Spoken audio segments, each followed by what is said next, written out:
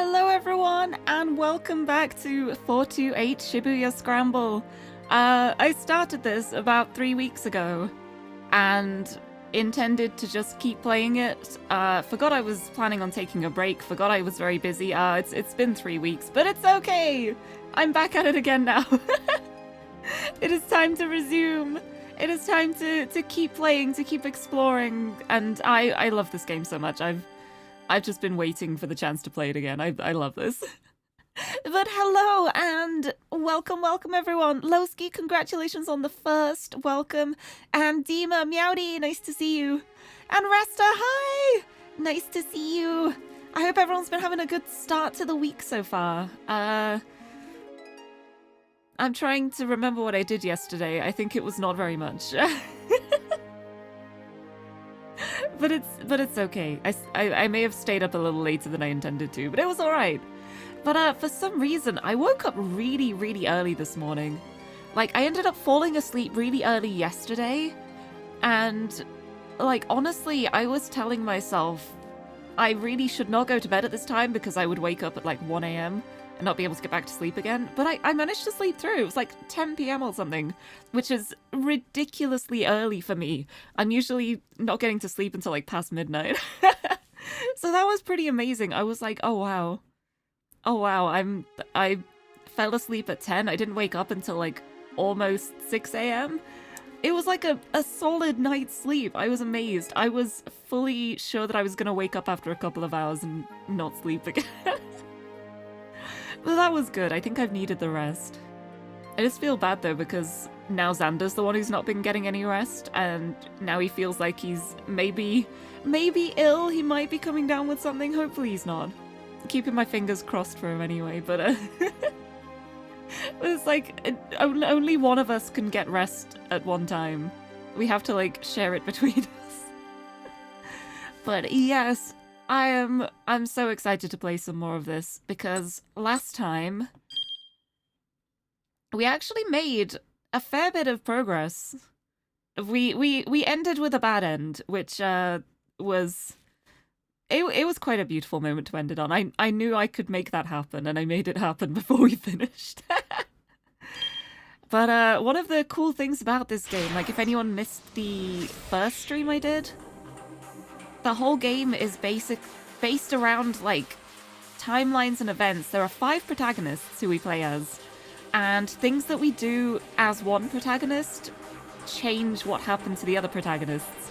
So it's like you've got to move the timeline around, you've got to switch between characters to make it work for everybody.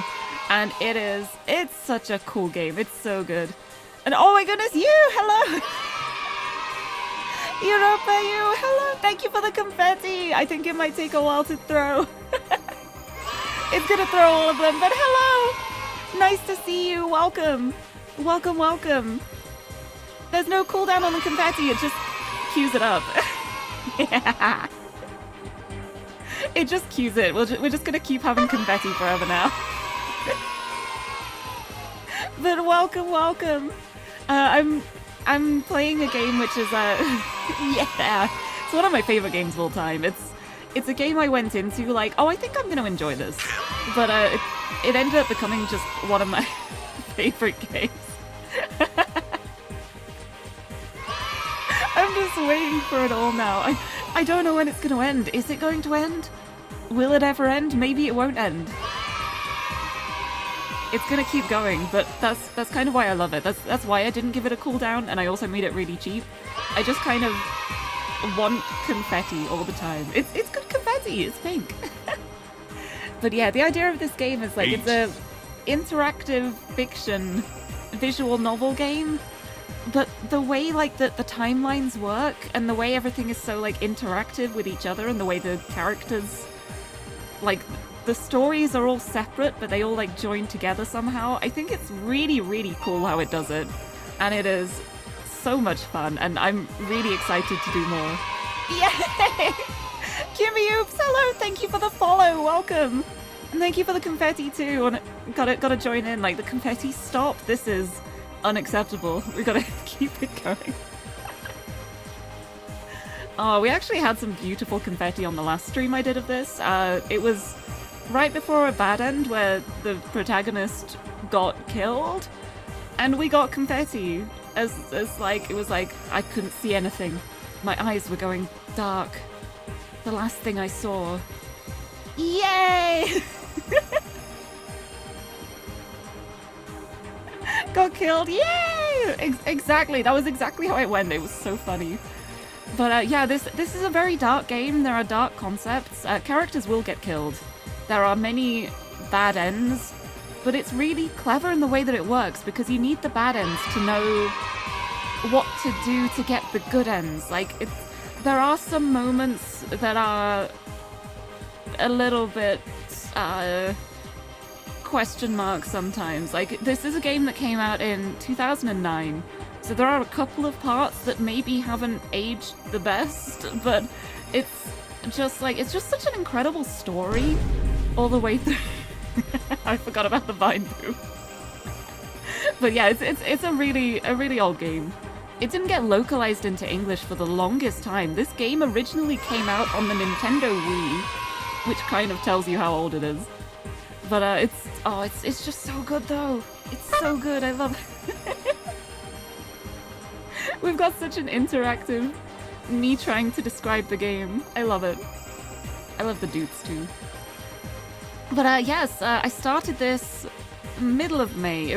I'm pretty sure it was 3 weeks ago now. It's been a while. But in the first stream we did, we met Kano here, who is a police officer, and we also met Achi, who is a himbo.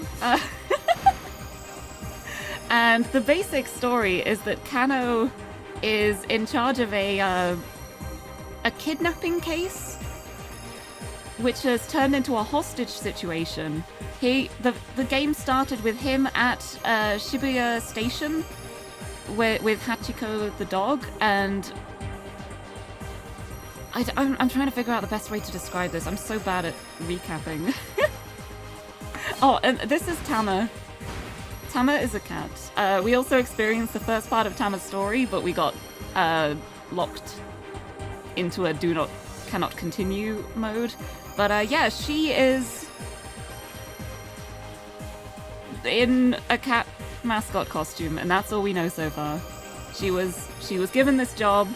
She's got a mascot costume. She was handing out these horrific energy drinks that are probably very harmful. In fact, they are very harmful because Kano drank one last time and it did not end well.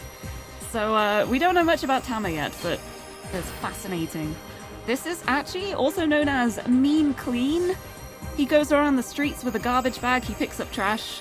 He beats people up if they litter. He is, how I like to describe, pure of heart, dumb of ass. And I love him. He's great. But yeah, the whole game is, it's like FMV style. There's like, occasionally there are videos. Mostly it's just like still images. But it's all live action. It's all real people. And look at the little animations they do as you move it around. It's so fun.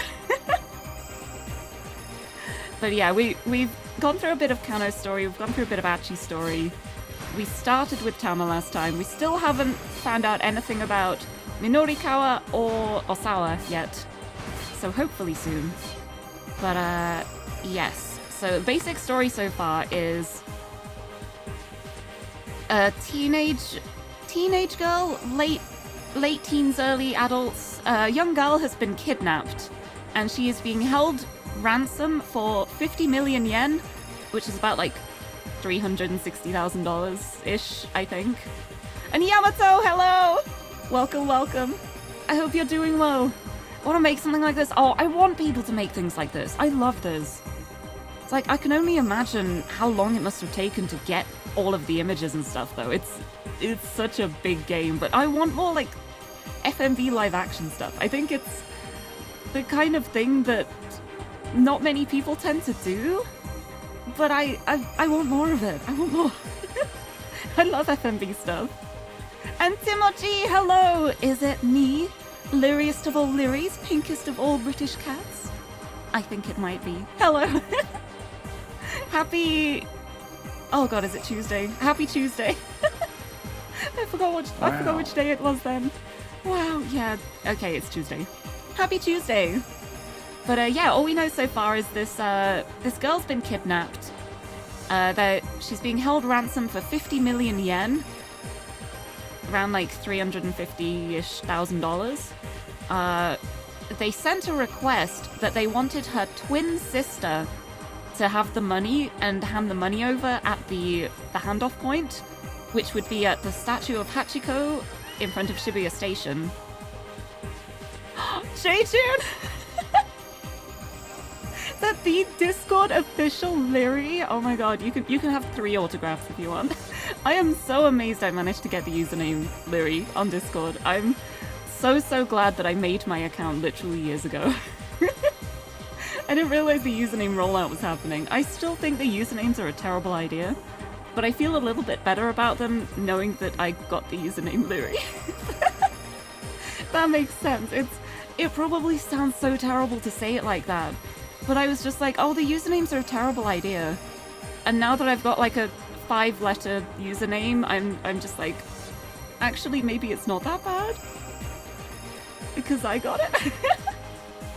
Oh, the username rollout is, it's just gonna happen to everyone, but I think it's going in order of account age.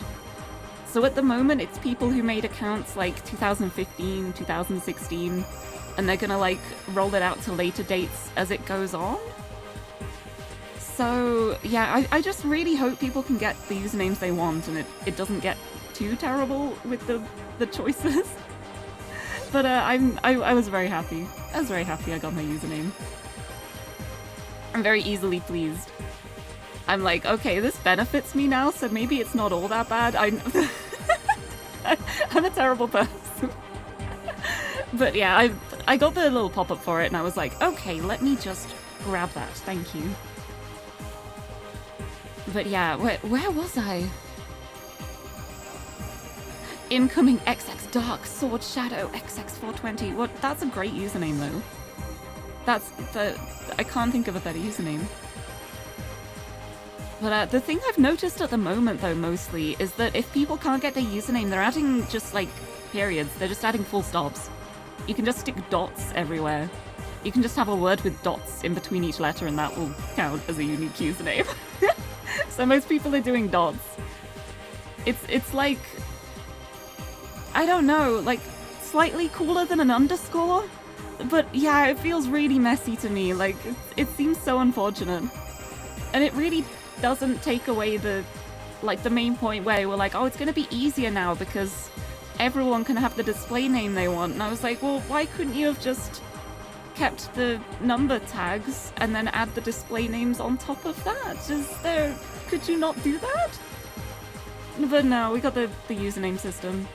Kind of makes me worry that they're going to try and turn it into like a social media thing. Like the next thing we know, there's going to be like separate profile pages with, well, we already have like the profile things when you click on people's names. But I feel like it's going to go more down the social media route, and I don't really want it to go that way. I don't know. Discord is just chat for me. I don't know, we'll see how it goes though. We'll see how badly the rollout goes. I can't even imagine how much strain it must be on the servers to have all these username changes happening. Although it is very funny because I discovered that there is still the numerical differentiator system, because I sent my brother like a trial for Nitro to see if it would help him get his username faster, because it's only like Nitro members at the moment. And it showed up as, you have been gifted a trial for Nitro from Lirie #0000. So the numbers are still like there. The numbers are still in the system, but I guess because everything's going to be unique, everyone's going to be 4 zeros. And I don't know, that was just really funny to me. Had to have Nitro before March. Yeah, but even then it's like the rollout is date-based. You got your Discord username today? Heck yes. Heck yes, heck yes. Oh, I gotta add you as a friend when I go back on. But yeah, I think the stuff I've been seeing at the moment is that it's like October 2015 for people without Nitro, and February 2016 for people with Nitro, so there's like a 6-month gap. So then I'm guessing the next one is going to be February 2016 without Nitro, and then October 2016 with Nitro, like the 6-month period, I think, for the waves. I don't know, I'm just theorizing from what I've seen. But yeah, I'm just happy to have a username with like a 5-character username. I wish I could have it on Twitch too, but the Lirie username has been taken by somebody who doesn't stream. Oh, you made yours in Feb 2016. Oh, nice. Then I guess if you don't have Nitro, it'll be the next rollout. Oh, you let your Nitro lapse. Oh, Tadron is taken. Oh, no. Wait, but what's your username at the moment? Because I've heard that some are, like, reserved on Twitch. Oh, yeah.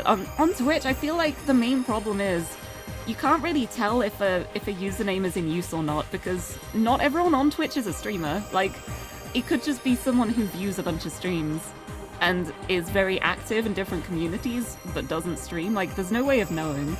So it's a little harder to then be like, oh, someone's taken my username. I don't know if they exist or not. Sarah Cat, hello! Sending love to you too. Welcome. Welcome, welcome. I've done a really terrible job of recapping this story. I keep getting distracted. It's a good story, trust me. Things happened. Oh, thank you. I'm glad I got it too. I was very ready to just be Lirie again. But it worked out for me. I was glad. Glad that I used my old glad I used my old Discord account when I started VTubing instead of making a new one, because I was tempted to make a new one.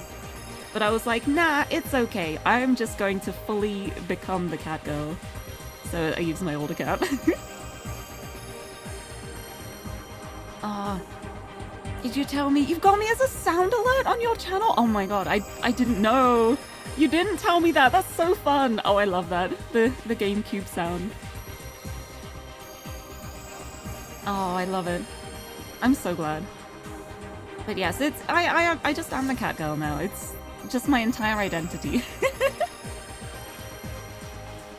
Oh, in late March you downgraded. Oh, that might count as a lapse. I don't know how they work it out. They haven't been very transparent with how it works for the new Discord rollout, which I feel like part of that might be because they're not sure themselves. I don't know. It's probably fine.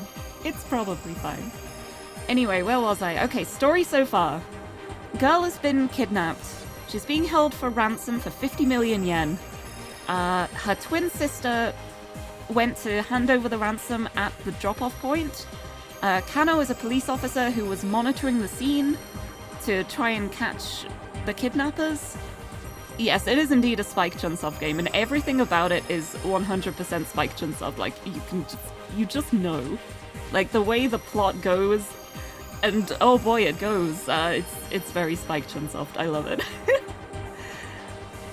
But basically, the moment happened for handing over the ransom. Kano was keeping watch over everything. The case got taken by presuming the kidnappers. Kano chased after them because he saw this guy running off with a briefcase. Thus started a wild chase scene throughout the entirety of Tokyo, pretty much, where he was just following these people. They were passing the cases off to other people, just going around, handing it off, keeping it going. Almost like a distraction measure to distract from something else happening. And while this was happening, Hitomi, the twin sister of the girl who was kidnapped, Maria, got held at gunpoint by a guy with a cane. And thus our wonderful... Oh no, my controller's disconnected. Oh god. Come back, there we go. Thus our wonderful hero Archie swooped in, not knowing what was going on, but seeing a cute girl being held at gunpoint. He swooped in to save her. They ran off. They had a big old chase scene. So now those two are together. Kano was chasing after this guy with the briefcase, and things are going wild. And that's the point we've left the story at. The last time we did it, we got a bad end on Kano's route because when I was playing as Tama, I handed over one of her little energy drink samples to Kano's detective partner, who I have forgotten the name of now, but he's great. He's a more senior detective, and he likes cosplay. And he will, like, dress up to go undercover. Like, we first met him and he was, like, dressed up as a homeless guy. And then we met him again on a train and he was dressed as an otaku with, like, a full otaku getup. And yeah, Tama handed a sample over to him. He handed it to Kano, going, hey, I got the sample, you haven't eaten or drunk anything all day, you should have this. It reacted very badly because it's called... oh, what's it called? Burning Hammer? I think it's Burning Hammer. And he basically burnt up from the inside. Well, not like fully, but he didn't have a good time. And that was a bad end for him. And so we're stuck with Tama because we can't proceed because her story's gone wrong. We need someone else to intervene.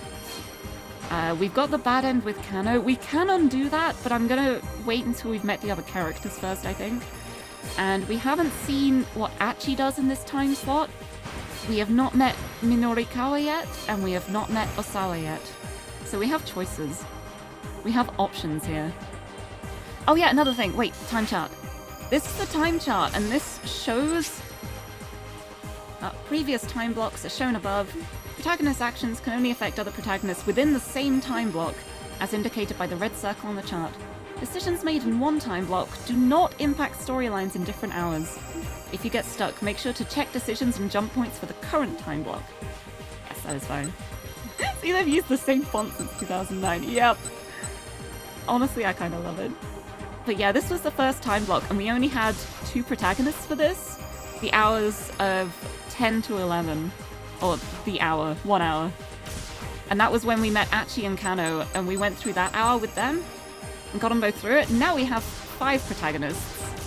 And so we've been through a bit of Tama's, and we got a bad end. We've been through a bit of Kano's, and we got a bad end.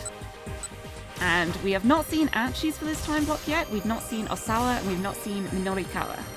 So we have options. Also, server, hello! Hi!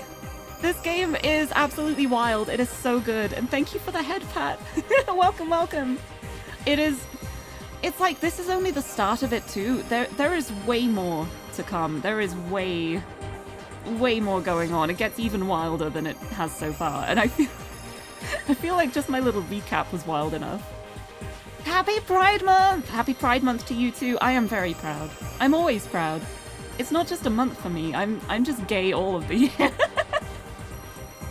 But I'm doing well, thank you. I hope you are too. I've been trying to recap what I did last stream for about 20 minutes now and getting distracted, but I think we got there. But we have now got a point where I can either go back to Tama's route and change the options so that Kano does not get screwed on the train, or we can check out one of the other characters. You know what? I think I'm gonna change this. I'm gonna change the choice with Tama. Who to choose, because I can show in action how things can change different protagonists' paths.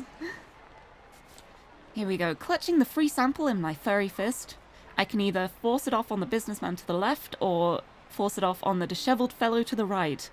Now, from Kano's route, we know that the one on the right is his detective partner. He's just dressed as a homeless guy at the moment. So we don't want him to get this free sample. That is a terrible idea, so we're giving it to the businessman on the left. Look at the suit though! Look at the costume! I love Tama. I love Tama so much. But now that we've done that, we have changed an option here. So Kano's now, it does not end in a bad end. We can continue from this point. Because we saw a guy on the train with a very similar looking briefcase. Kano decided to... Oh yeah, the last option was to either look away or to just glare at him. Yeah, I feel like it must have been so much hard work to make this, honestly. Like, the way everything connects, but also just, like, such a blast. Like, you can tell they had so much fun with some of the bad endings. Some of the bad ends, it's literally just like, you get an option to do something and you're like, I absolutely should not do this under any circumstance.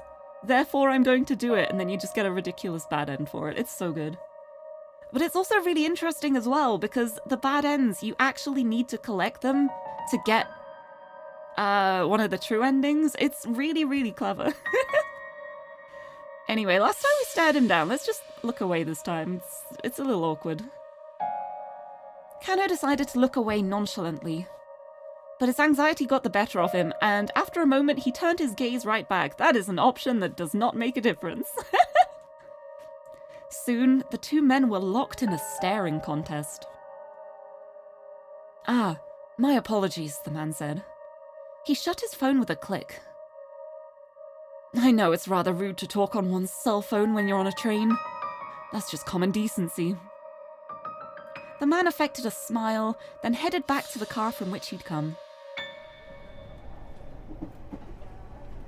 Sheesh. Guess I overreacted. Oh, here he is. You gotta stop staring at everyone. An oddly dressed passenger murmured into Kano's ear. Who could that be? Blend into your surroundings more. Sasayama, that's his name. Sasayama? When'd you get here? His partner had somehow found time to change his disguise. See, like, for the station, his disguise was a homeless guy, and it fit him perfectly. Now on the train, his disguise is an otaku, and it kind of blends in because it doesn't blend in. It's the kind of look where it's like, if anyone was trying to be inconspicuous, they wouldn't dress as that, so nobody thinks like anything of it. It's great. Imagine all these actors are just like the devs. No, they're actually actors. I think the guy who plays Kano in this is actually in some like Tokugawa series. It's great. But it's like just the amount of scenes, the amount of pictures that were taken is so good. The steely expression on his face was at odds with his anime nerd getup. Kano had seen Sasayama disguise himself as plenty of things throughout the years. Santa Claus, Yakuza member, Japanese folk singer, and a Buddhist priest, to name a few. But this was a new extreme even for him. When he first joined the force, Kano had found Sasayama's costuming antics amusing, wondering where he managed to find his outfits. But lately, his quirk had become tedious. Concentrate. Keep your eyes peeled. Sasayama gave Kano a pat on the backside and slipped away into the next car. I love him. He's so good. The suspect, meanwhile, was still staring out the window. The announcer's electronic voice filled the train compartment. Next stop, Harajuku. Next stop, Harajuku. Huh? Ow. Thank you for the hydrate. Oh, tense situation. I'm gonna have a sippy. A sip of my monster. I've got the Ultra Fiesta today. It is mango monster time. Oh, I should get like different 3D models too. I should get recolor the paint. Let me try that again. I should recolor the monster can for the 3D model to have the flavors I drink. Have 3 of them. Thank you for the posture check too. I will have a big stretch. Ugh. Oh, I stretched too far. I got lost. Monster Energy has flavors? There are so many flavors. There are a ridiculous amount of Monster Energy flavors. There's so many. Because the ones I tend to drink are the Ultra Zero, and they're the ones that are like no calories, no sugar. And I really like the flavor of them too. Oh, the music's so intense here. Let me know if it's a bit too loud. Such a tense situation. Boomer drink, no! Lirie drink. I've gone to the point now where I've had people message me and been like, I got the Lirie monster today, and like that's the association I want. Water gang, rise up, we have no taste. Oh, I have water too though. I've got a bottle of water over here as well. Look after myself. I also have half a can of Sprite and a flask filled with, oh my goodness, I've got a flask filled with tea. I forgot about my tea. Thank you for inadvertently reminding me. I'm gonna have some tea. Flask full of fruit tea to keep it warm. Yeah, I've got like 4 different drinks on my desk at the moment. It's nice. It's nice to have choice. It's nice to have variety. That's what I'm saying at least. I need to sit up straight. Ugh, posture check. There we go. But yeah, there are loads of flavor of Monster, and the ones I tend to get are the ultra ones because those are the ones without like the sugar. But they still have all the caffeine. Hehe. But my favorites are the Ultra Zero, like the white can, the Ultra Fiesta, which is a teal can and is mango, and the Ultra Rosa, which is a pink can and tastes of sweetness. I don't know how to describe the flavor of it. It's like fruit sweetness. It maybe like grapefruit, maybe strawberry, maybe just I don't know how to describe it, but I like it. Being a VTuber includes preparing a grocery list of bottles on your desk before streaming. It really does. But I have them all the time anyway.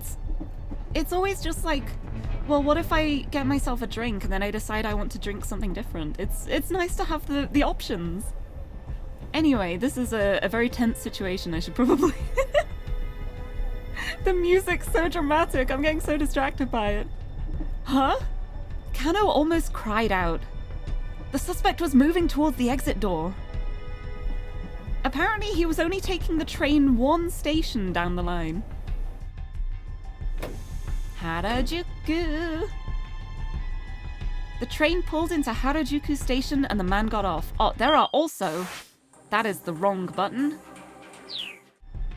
There are also tips that you can highlight in the game. If you see a word that's like colored blue, you can press the square button and not the triangle one, which is the one I pressed, and read a little tooltip. Dramatic monster energy talk. That's my existence. That's what I'm here for. But Harajuku! The area east of the Japan Rail Harajuku station, corresponding to Jingumae...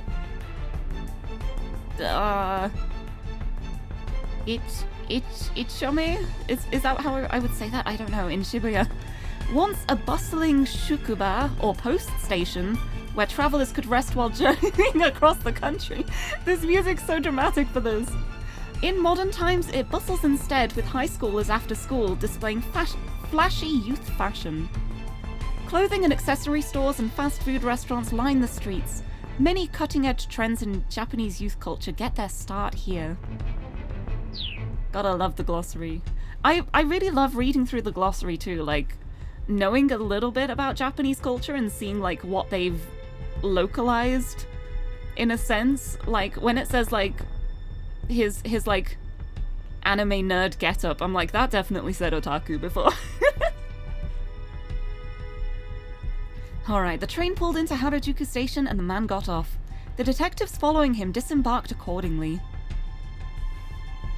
The suspect walked along the platform and took a seat on an empty bench.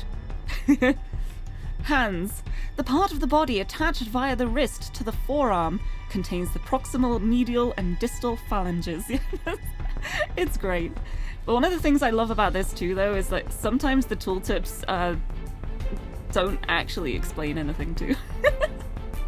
I think those ones are my favorites.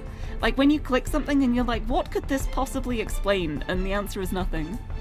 It's so good. Was he checking to see if he had a tail? Sticking around on the platform at a station where you just got off was pretty unusual behavior. Also, Bob, hello! Welcome, welcome. Nice to see you. You're here just in time. We just got off a train. But welcome. I hope you're feeling all right. Not wanting to arouse the man's suspicion, the investigators from the MPD made their way down the stairs as inconspicuously as they could. Kano, however, had a sudden inspiration and went to speak to one of the station attendants. Sorry to bother you, but I think I left something on the train just now. He tried to keep an eye on the man on the bench as he fed his story to the attendant. The suspect sat silently on the bench, attaché case clutched securely in his arms. Oh, I hope you feel better soon. We got some story time.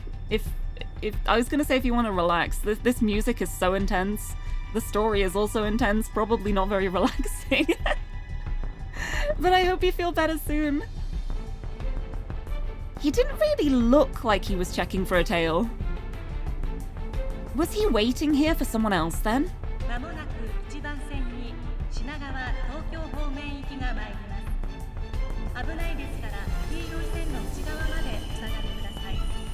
Before long, a train heading counterclockwise around the loop arrived. A bedtime reading with Lirie. Bedtime reading is probably not a great thing if it's like the middle of the afternoon. But oh, good luck with the Vroid Studio. Oh, how fun. I need to play around in that again sometime. I tried once upon a time because I wanted a 3D model mostly so I could just like dance to Vocaloid songs. But I couldn't figure out the hair. I think my main problem with Vroid Studio was like the fact that I have a hair part and it's not just like a fringe in front. It made it very difficult to make the hair look good. And I am also the kind of person who will give up on something if I'm not immediately good at it. But I would like to try it again at some point. Could use a nap. Oh, I hope you can grab one at some point. Get some nice rest.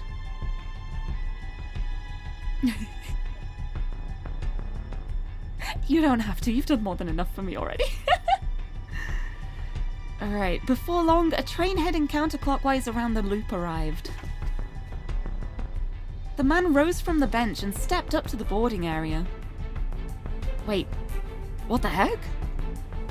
If this guy got on the counterclockwise train, wouldn't that just take him right back to Shibuya Station? That's a bit suspicious, huh? The man boarded the train. Kano had no choice but to follow suit. Was this guy playing them? The suspect got off again once the train reached Shibuya. All he'd done was go to Harajuku and come right back. Kano reported in to Kuze. The suspect has returned to Shibuya Station. Acknowledged. Keep tailing him. Kano felt himself growing increasingly paranoid. This criminal organization didn't seem too keen on getting away. And here is HQ giving these guys free rein. Something was off, he was sure of that. Is this man kind of attractive? He is, though. He's very attractive. I mean, I'm not into guys, and I think he's pretty attractive. As he tailed the mark, Kano took out his phone. What were Tatsuno's instincts about the case right now? Oh, wait, yeah, that's another thing I didn't mention about Kano. He has a dick dictum. He has a dick diary. You know, like Dick Gumshoe, like the detective thing. The very reasonable detective term. Yeah, he's got a book of dick quotes. It's nothing untoward. It's exactly what you would call a detective notebook. Anyway, yeah, he's got a dick diary, and it's full of quotes from a detective called Tateno, who inspired him to become a police officer. And I think we're gonna get a quote now. I just felt like I should explain that before it suddenly pops up on screen saying Dick Dictum, number 28. If the senior detective had any advice, Kano would love to hear it. He dialed Tatino's number. Wait, no, he's just gonna call him? Okay, he's not looking in the notebook, sorry. It's fine.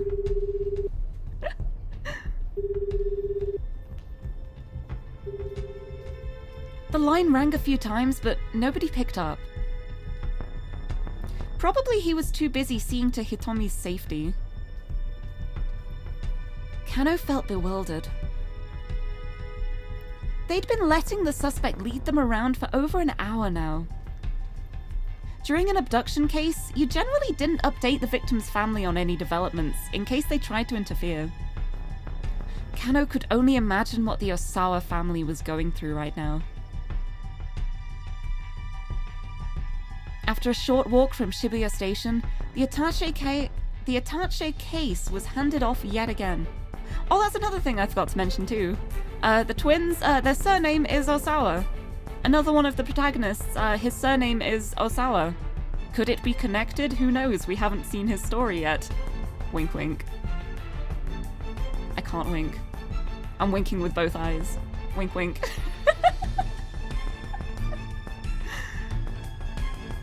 This time, the recipient was a tall, dark-skinned man. Again, the Shibuya-based task force. I was looking at the word split after it. I'm doing so badly at reading today. Again, the Shibuya-based task force split into two groups in order to tail both suspects. Kano stuck with the man who had the case. As the previous man had done, the newest suspect wandered around Dogenzaka for a while. Repeatedly looping around and around the same locations was a weirdly roundabout way to make a series of handoffs. Excuse me, detective? Oh, we know this guy too. From one of the... Ow. Thank you for the hydrate. From one of the flashbacks we saw, this is the professor to the twins, like the one twin who got kidnapped. He's their professor. And yes, foreigner alert. Thank you for the hydrate. I will sip. I'll have multiple sips. Also, I have slept enough. I slept really well last night, but I also woke up earlier than I usually do, so I've been awake longer than I usually am. He looks like a generic villain. It's funny because he's the professor who was there at the party, like, when Hitomi got kidnapped. He was one of the ones who, like, called it in with the twin sister. Yay, confetti! Just when we thought it was over, it's never over. But yeah, I woke up at... I looked at my clock and it was 5:43 a.m. when I woke up, and I was like, this... I don't remember the last time I saw this time. It was wild. But I actually slept really well. I got like a solid 8 hours sleep, which is also incredible.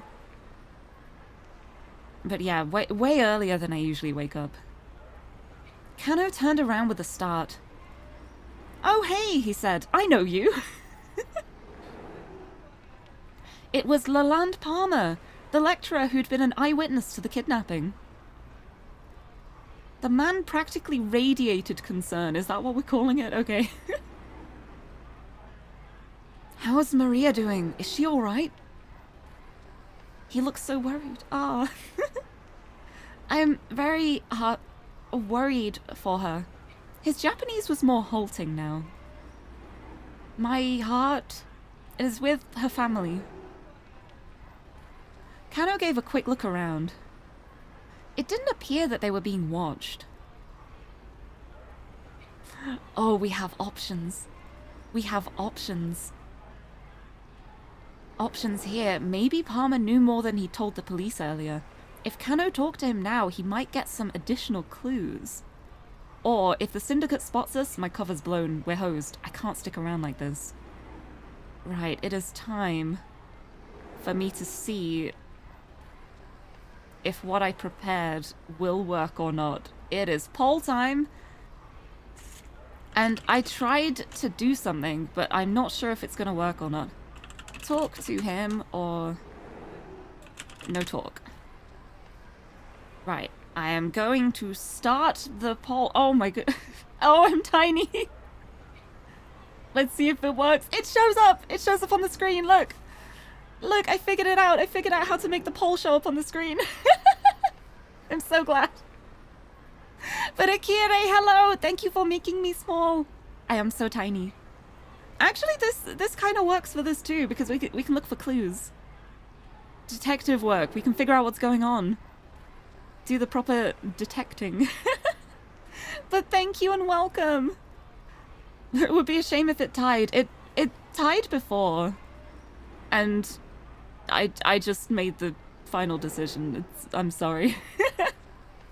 But what do we do? What are we gonna do? Should we talk to him? Do we risk it? Oh, it's not tied anymore. But yeah, the last time I was doing this, I was trying to figure out how to make the polls show up on the screen. And I've basically done it in the most simple way possible. I just got like the pop out of my polls as a web browser and just like cropped it down. So as long as I only make polls with 2 choices, we're fine. Otherwise I'm gonna have to like adjust it on the screen. But I guess we're talking to him. I guess we're gonna see if we can get any information out of Mr. Palmer. Risk it for the biscuit. But yeah, okay, we're gonna talk to him. And now I hide the poll. Maybe he knows more than he told the police earlier. Maybe we can get some information from him. If Kano talked to him now, he might get some additional clues. Actually, Lalande, do you mind if I ask you a few more questions about the party where the kidnapping occurred? Lalande squared his shoulders. No, please, ask anything. Do you know what time Maria showed up at the event? Lalande hesitated, thinking. Also, yes, this is Sandra. This is Sandra. She's my worm on a string. She's great. When I'm in my magical girl form, she is my magical mascot, and she flies around. Except I don't have like a rigged model or anything, so you have to imagine it. But yeah, this is Sandra. She is lovely. She's a good worm. It's like I can let her run off as well if I want to, but she keeps my neck so toasty warm. The best scarf. A worm on a string. She's free. She's always free. She's always free, but she likes to keep me company. A good worm. Lalande hesitated, thinking. Probably around 6 o'clock? She was there when it started. Was there anyone else there who stood out? Stood out? How? Like, someone you wouldn't usually expect to see there. Lalande tilted his head. No, I don't think so. Everyone there was a student from my class, including the exchange students. Not much new here, Kano thought. He decided to ask one last question. Did you happen to hear why Hitomi was running late in the first place? Oh, no. Sorry. I'm not very helpful, am I? Lalande dipped his head in apology. It's alright. Thank you for your cooperation. Please, help Maria. I will. Kano parted ways with Lalande and went back to tailing his suspect. Well, we learned absolutely nothing from that.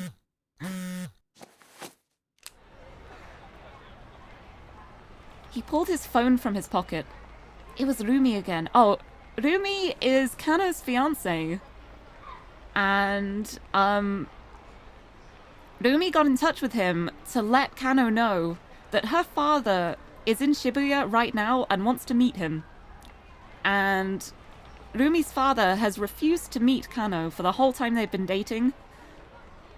And, yeah, the moment now that he wants to meet him is while he's in the middle of a really big kidnapping case. So it's been going well there.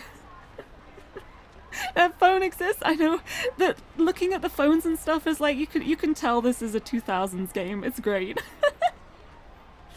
Honestly, I really miss the flip phone days. I used to have a Motorola flip phone, and I had like I used to get loads of like little like phone straps and little keychains and charms and stuff, and I think I had like 20 on it at some point. Like the charms were heavier than the phone by the end of it. But I really miss that. I miss like adding little trinkets. I love them. Sony Ericsson flip phone, you made music on it. Oh, I love that.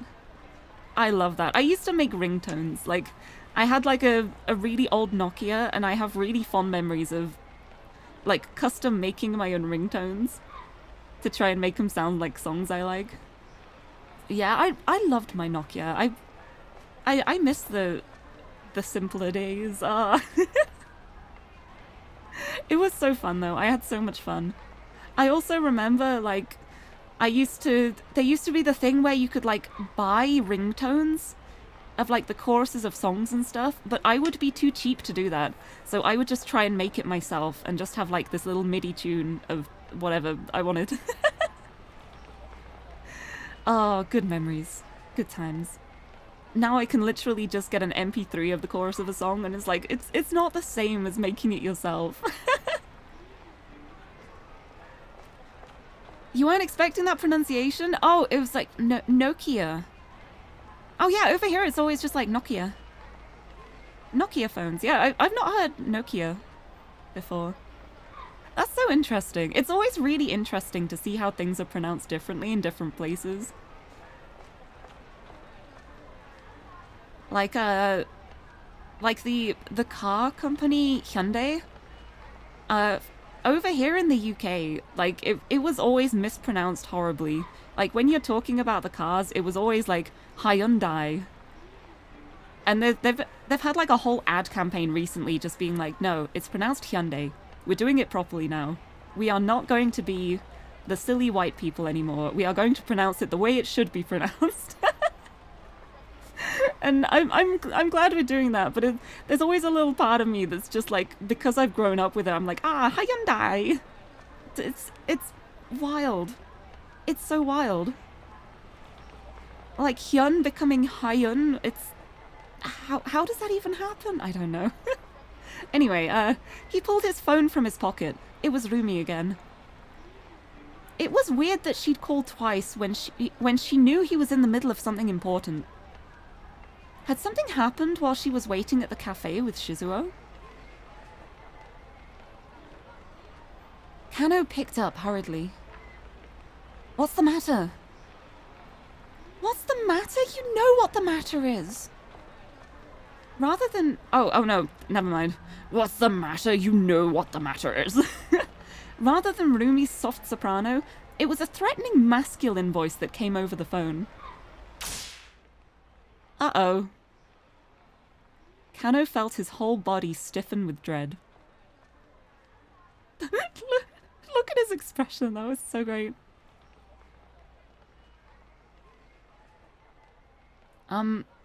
Is this...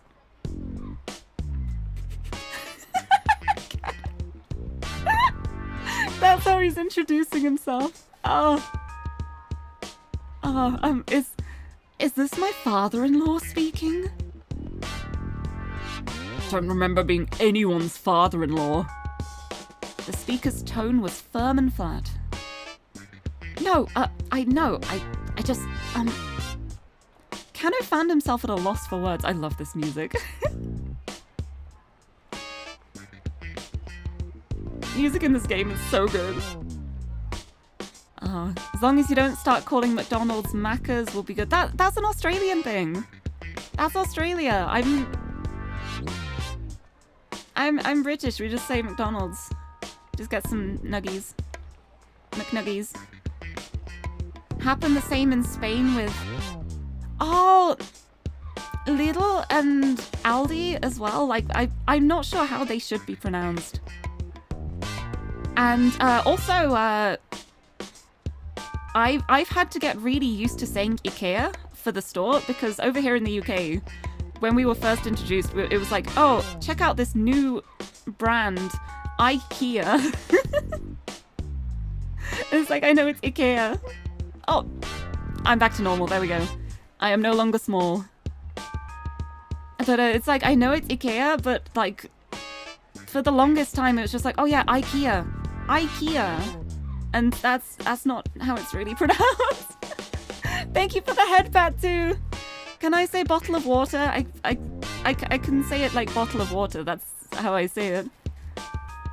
Unfortunately, I am not a bottle of water type. Bottle of water? It's Tuesday, innit? Let's have a bottle of water and a tuna sandwich on a Tuesday. No, but it's always really funny to me because that kind of accent is very specific areas, and yeah, it's always like, oh, you're British, you're British in it. I'm not. I'm sorry. Well, I am, but I don't say it like that.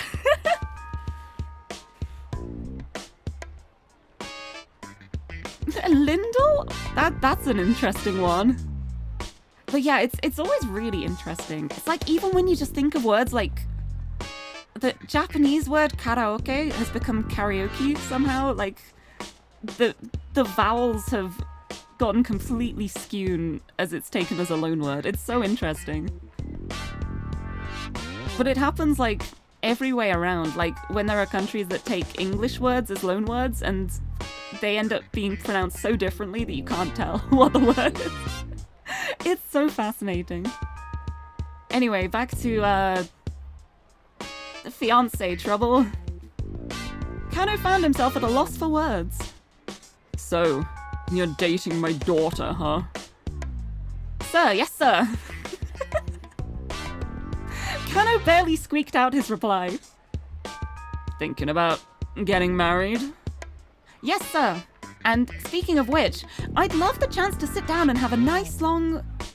Then how long are you gonna keep me waiting? Hurry up and get your ass over here.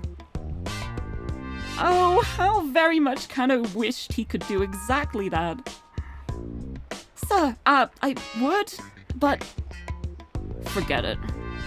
The words came in an angry huff. You can't have her, goodbye. Oh, his face! What? Sir, please, wait! As Kano cried out in desperation, he heard Rumi's voice on the other end of the line.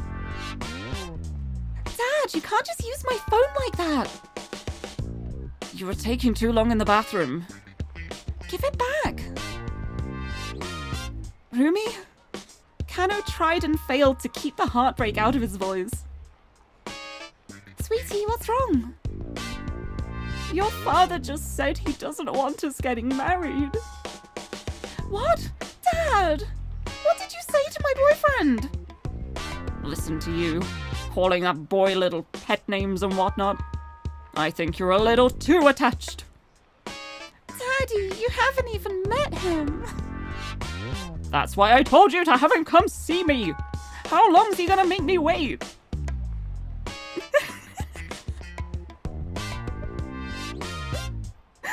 Kano listened as the two argued on the other end of the phone. The phone must be lying somewhere between them. Could this get any more awkward? Rumi, I'm sorry, Kano shouted apologetically into the mouthpiece. This is all my fault. Please, you don't have to fight like this.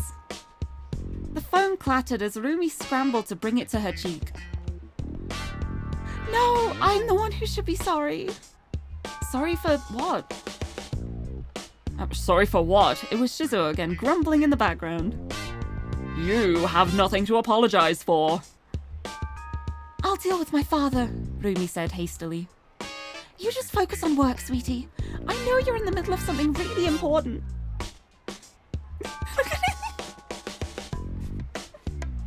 Look at that little grin. Look at that smug little grin. Because she called him sweetie. Thanks, Rumi. Kano was legitimately touched. I'll do my best. Brinley, hello! Nice to see you! Welcome! Welcome, welcome! He's going through all the phases of depression. He's going through it all at the moment. Everything is happening. I love that it's like the pain in his expression, to the confusion, to the glee that she's complimenting him. And thank you for the hydrate! I will have more sippies. More drinks. Oh, I'm gonna have some more tea as well, actually. It's always nice having hot tea when I'm doing, like, games with a lot of reading. Look after my throat while I'm reading. Also, it's so squeaky. What kind of tea do I drink? I drink a lot of teas, but mostly, at the moment, I have a really nice fruit tea that I've been drinking. It's a strawberry, raspberry, cranberry fruit tea. And it's a really cheap, like, supermarket brand one, but I've only found one that tastes as nice as this one does. And it's actually really nice because it's super cheap compared to a lot of the tea brands, but it's my favorite, so... So, it's a really, really nice one, though. I like fruit. I like fruity teas. And, honestly, the main reason why I tend to drink fruit tea a lot is because I forget I have drinks and they go cold. But fruit teas, like, they still taste nice when they're cold as well, so... But now that I have my flask, I don't have to worry about it. Thought there was a guinea pig. No, it's just my very squeaky water bottle. It is incredibly squeaky, but it's incredibly good at keeping my tea warm as well. It's really nice, though. Ha! Kano hung up and went back to the task at hand more determined than ever.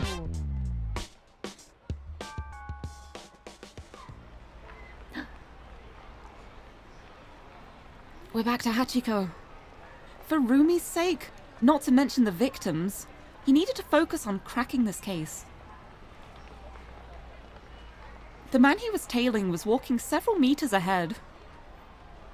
There was no telling when Kuze might give the arrest order.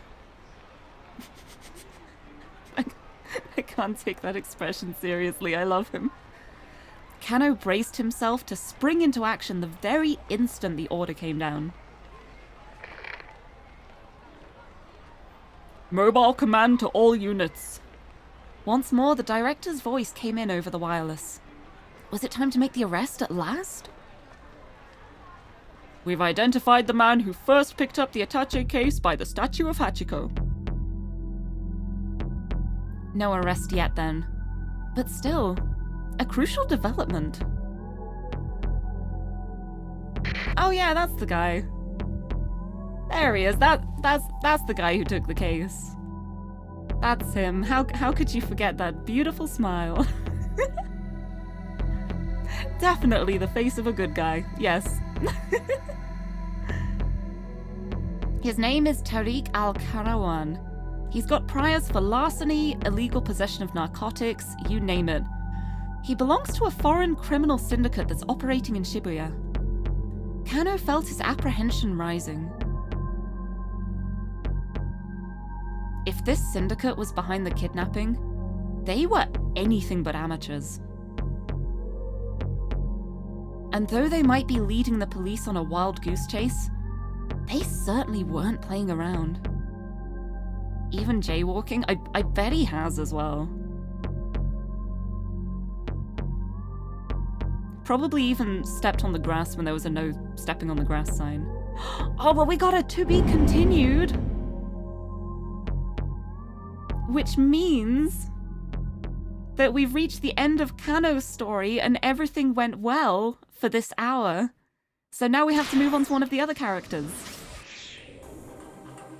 We did Kano's! We did it! We got the to be continued! The way it works is that when you reach the end of each character's, like, path in a time block, you'll get a little to be continued at the end. And you can only continue when you've reached there with all 5 of the characters. And sometimes you will have to go back to ones you've already completed and change, like, one thing along the way to make it work for another character. It's really, really cool. Oh, it's doing the 13 Sentinels thing. I never actually played that. I meant to. I remember people suggesting it to me and saying I should play it, but I've never played it. Reminds me of Virtue's Last Reward. Yeah, the timelines. I love timelines. Give me any game with time shenanigans. I'm here for it. But yes, we've done Kano now, so that means it's time to pick another character. I would love 13 Sentinels. I need to play it. I've got to get around to it. I don't know why I haven't played it. I think it's literally just been a case of having too many games to play and just not getting around to it. Oh, but I love this type of game. I love interactive stories. I love time shenanigans. I love things intertwining. Anyway, it is time for me to make a poll to see which character we do next. So the options are Achi, who is our resident himbo. We have Osawa, who has the same surname as the kidnapped girl. And we have Minori Kawa, who we don't really know anything about, but he has a cool trench coat. Right, I am going to start the poll. I'm going to show it on the screen, and I'm going to adjust the window because... There we go. There we go. It is time to choose. I'm just listing every characteristic about 13 Sentinels. I have to play it. I've got to. Also, yes, I've played Eye of the Somnium Files. I haven't played the sequel to it, the Nirvana. Nirvana Initiative? Is that it? I haven't played that yet. But I love Eye. I love the Zero Escape series. I love that kind. I love it. Anyway, it looks like Minori Kawa's winning. That's interesting. Right, I wonder if...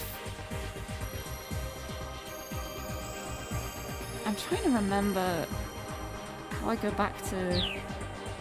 Oh, here we go. The characters. Oh, we've got a tie! We've got a tie! We've got a tie between Minori Kawa, who we know literally nothing about yet, and Achi, who is actually in quite an interesting situation at the moment because he ran off with Hitomi, the sister, as they were being chased by a guy with a cane and a gun, and the hour block ended with the guy bursting into the room they were in and pointing a gun at them. So it's interesting either way. They feel too realistic for this screen. I love it. I love the way they move as you go like between them. The tiny little animations. Rock, paper, scissors. I'm gonna do another poll. And I'm gonna rely on people to behave. That's probably a terrible idea. Let's do a new poll. Whomst. Achi. Norikawa. Let's go, just the two of them this time. You know what, we can leave this little line in the overlay, that's fine. Who's gonna win? Who's it gonna be? It's gonna be a tie again, isn't it? I feel like it's gonna be a tie again. I'm just waiting for it. Oh, it's not! It's not a tie? Jim. Oh, we might have an actual winner this time. Oh my goodness. Yeah, looks like Minori Kawa's in the lead. Was it the trench coat? Was it because I finally showed the trench coat? Jim voted for Achi and his vote counts twice. No, Jim cannot create a tie. I refuse. It's Minori Kawa time! We get to meet a new character who has not appeared anywhere so far. At least that I'm aware of, I think. But yay! Let's see what's going on with this guy then. Who are you? What are you doing? The Super Cub 90 raced down Route 246 towards Shibuya. The Super Cub 90, a motorcycle produced by Honda with an 85cc engine displacement. a common sight around town, often used by newspaper and postal delivery workers. Many owners are big enthusiasts, sometimes even swapping out parts such as the handlebars or mufflers and giving the body a repaint, resulting in fashionable bikes that don't even look like Super Cubs at first glance. You love Super Cubs! Nice. This guy's got one. Oh, look at him. Look at that helmet. Immediately, this guy is trustworthy. Look. The speedometer remained at a steady 60 kilometers per hour. Pumping the gas harder was no use. This was as fast as the bike would go. Minoru Minorikawa shouted as he sped along. Damn it! I am not letting you die! He jerked the handlebars and blew past a truck on the inside. The driver scowled at him as he shot by. You maniac! You're trying to get yourself killed? Just the opposite! Minorikawa shouted back. I'm saving lives! The stoplight ahead turned red, cutting him off at the intersection. Oh, come on. He had no choice but to slam on the brakes. But his agitation boiled over as he waited for the signal to change again. How long is this thing going to stay red? Hurry up already! He brought the bike right up to the very edge of the line, keeping the engine revved like a dragster ready to peel out. Not on time is not in my dictionary. The light turned red. Then Minorikawa's own light turned green at last. He hit the accelerator as hard as he could. His engine died with a sputter.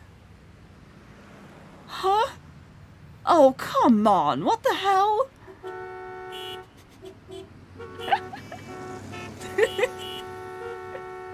Car horns blared angrily behind him.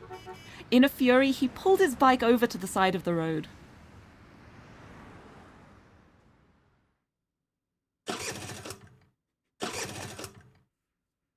No matter what he did, the engine refused to turn over.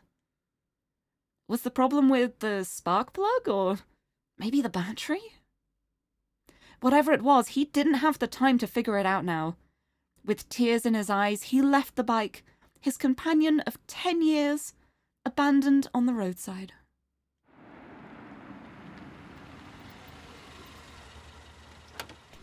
He was about to break into a run when he saw a taxi dead ahead letting out a passenger.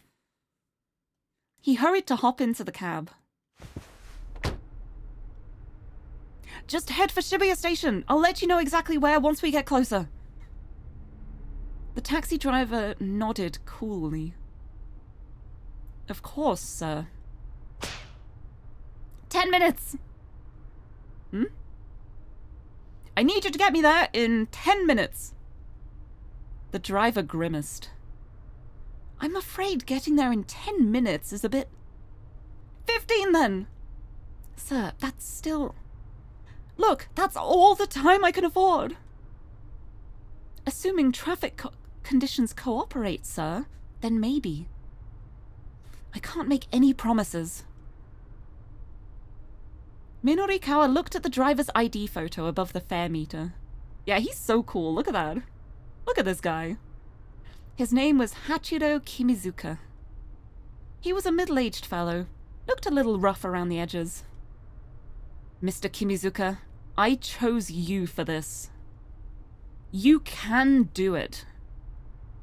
Chose me? Sir, I'm pretty certain we met by chance. Okay, sure, I suppose you could phrase it that way. Anyhow, can we get going? Right, Kimizuka said with a faint sigh. I'll see what I can do.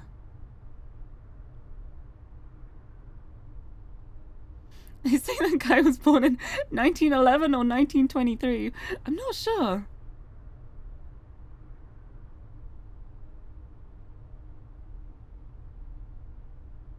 It might be an expiration date because this is set in like 2009, so I'd guess it's like the expiration date is 2011. Yeah, I don't think it's a date of birth. I think it is an expiration date. Probably like how long the license is valid for. Maybe. Probably.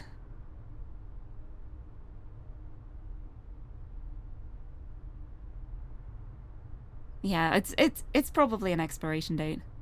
JP uses year-month data. Yeah, that's true. Oh, I wish I could read kanji at this point. I wish I knew what that said. It's like the first one is obviously his name. The next one's gonna be like his taxi serial number, I guess. And then I think the other would be like an expiration date for renewal or something. The taxi pulled away at a decent clip. Yum! Oh, also, hello! Nice to see you! Welcome! Minorikawa's frantic journey had started 20 minutes earlier. He'd been at home working on an interview piece. Oh, I will actually mention a content warning for suicide mentions for this current part of the story, actually. Hold on, I did make like a content warning command, but I don't think I added that to it, but I'm gonna very quickly add that.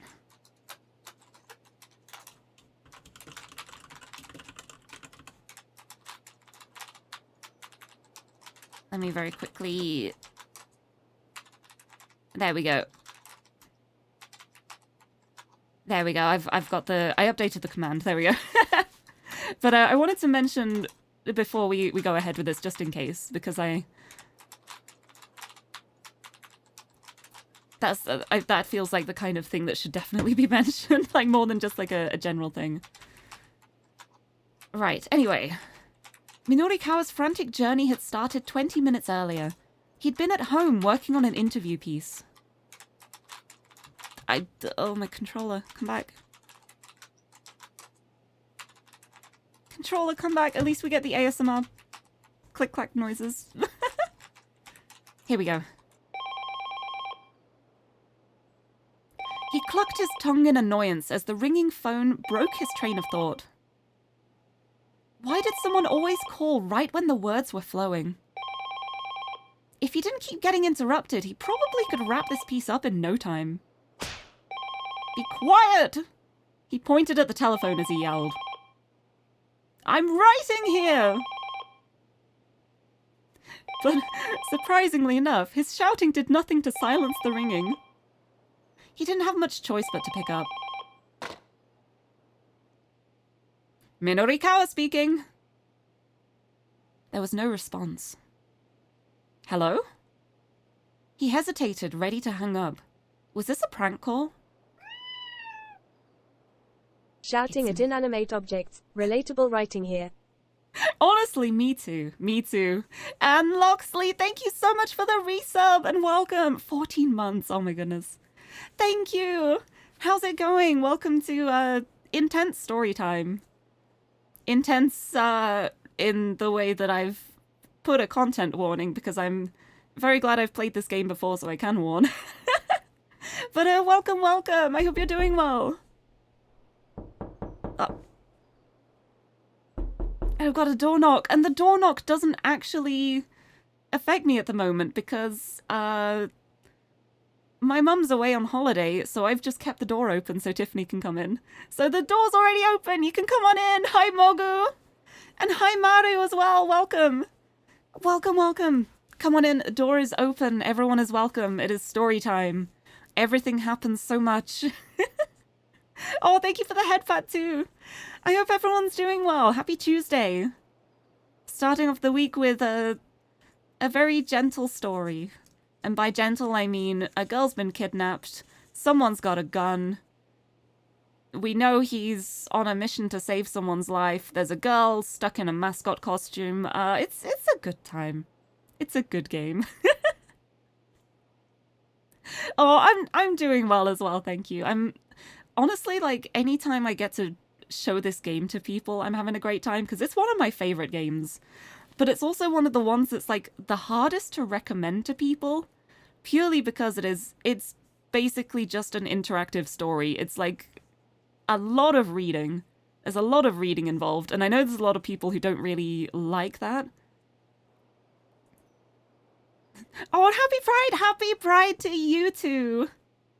Happy Pride! I am always proud, but I should have rainbows on. Oh, I downloaded an asset of like a little rainbow flag, but I didn't set it up. I didn't like unzip the zip folder. I should do that for my next stream. But I love this game so much. It's so good. Sorry, how do you get stuck in a mascot costume? It's one where the head was attached to the body, and the zipper is stuck on the back, so she's stuck in it. And probably getting very warm and dehydrated, but it's okay. She'll get out eventually, I'm sure. I'm sure it'll be fine. But yes, this is an interactive story game with multiple protagonists and multiple timelines, and the decisions you make with one character can affect how a different character's story goes. So it's really interesting. It's such a cool game, and whenever anyone asks me what it's about, I genuinely don't know how to answer it. It's about so many things. But it's a lot of fun. It's so good. But yes, we're just starting Minorikawa's storyline, which is this guy here, who is he's very passionate. He's a very passionate guy. That's what we know so far. But I will say, please be aware of content warnings, and also for the start of Minorikawa's story in particular, there are suicide storylines, so that's something to be very aware of if that's something that affects you badly, so please be aware. And I'll remove the pin when we're past like the main offender, but the content warning's a general rule of thumb for the whole game. Like, it's rated teen, and there's never anything like super explicit, but there are some storyline threads that are a little more serious than others. Like this is more serious than the whole drinking an energy drink on the train and passing out. Oh, thank you, Barb. Yes, I'll mention when we're past, but thank you, and thank you for the head pat too. But yeah, I'm just having a blast with this game. I just want to tell the story to everyone. Like, anyone who maybe wouldn't play it because there's too much reading, I'll read it to you. It's so fun though. It's so clever. Here we go. It's me. It's Toyama. It was Teruo Toyama, the president of Heaven Publishing. Heaven Publishing, a publishing company that puts out both hard-hitting non-fiction books and tabloid-style scandal rags. The invincible journalist, penned by company president Toyama himself, was a candidate for the Japan Non-Fiction Prize. Oh, what do you want? If this is about work, I'm already booked pretty full. He'd taken work from Heaven Publishing on several occasions, but the pay was hardly competitive. Lately, he'd been turning them down a lot, so he hadn't heard from Toyama in a while. No, this isn't work-related. Then what do you want? I'm kind of pressed for time here, working on some copy. Minorikawa was in no mood to beat around the bush. It seemed like every conversation he had with Toyama went like this. Ah, you're busy. That's good. Busy's good when you're a freelancer. Toyama sounded unusually sympathetic. Minorikawa found it off-putting. I hear sales have been good on your end, he said cautiously.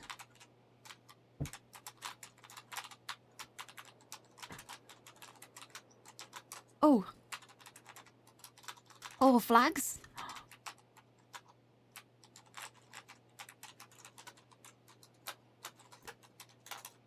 Oh, if you sent images, they didn't go through. But it's all right. Wait, I think I still have. I'm pretty sure I have like lesbian sunglasses somewhere.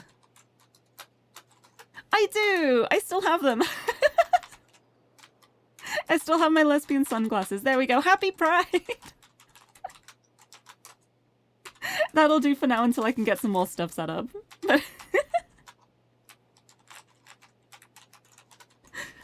No, oh, you just didn't hit enter. Okay. Understandable. Oh, thank you! Hold on, let me...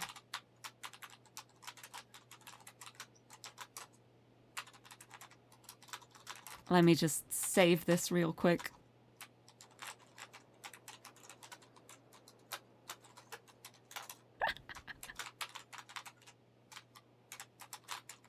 Oh no, I'm making myself smaller. No, hold on.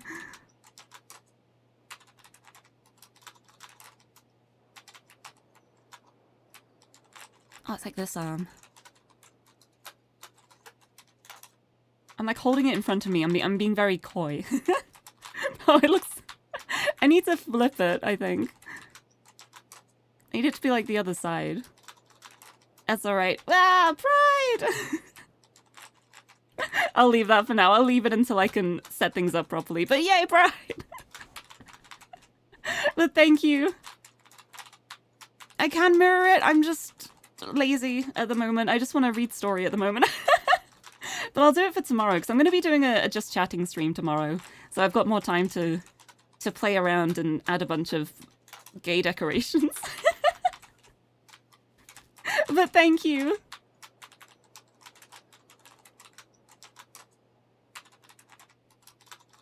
What am I doing?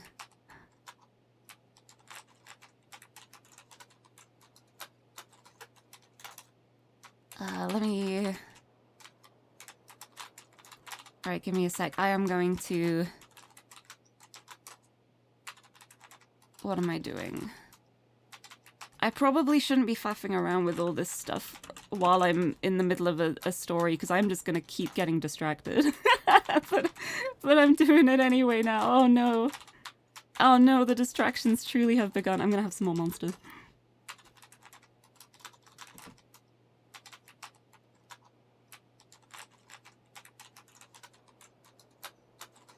Where is it? Because I want to, like, add my jacket to it.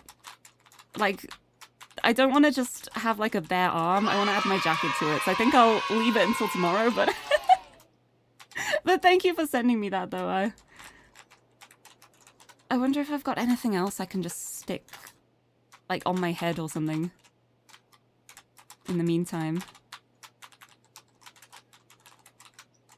I do have just a rainbow. I could just stick a rainbow on my head. You know what? I'm gonna do that. Oh, that rainbow is considerably bigger than I thought it would be.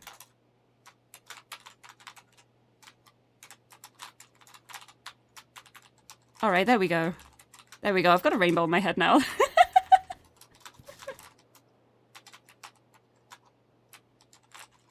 Wait, you have an idea? Okay. Okay, I will eagerly await idea. I've got a rainbow on my head until then, though. And thank you for throwing something at me, too. Hold on, let me... There we go. Rainbow. Right, back to the depressing story time.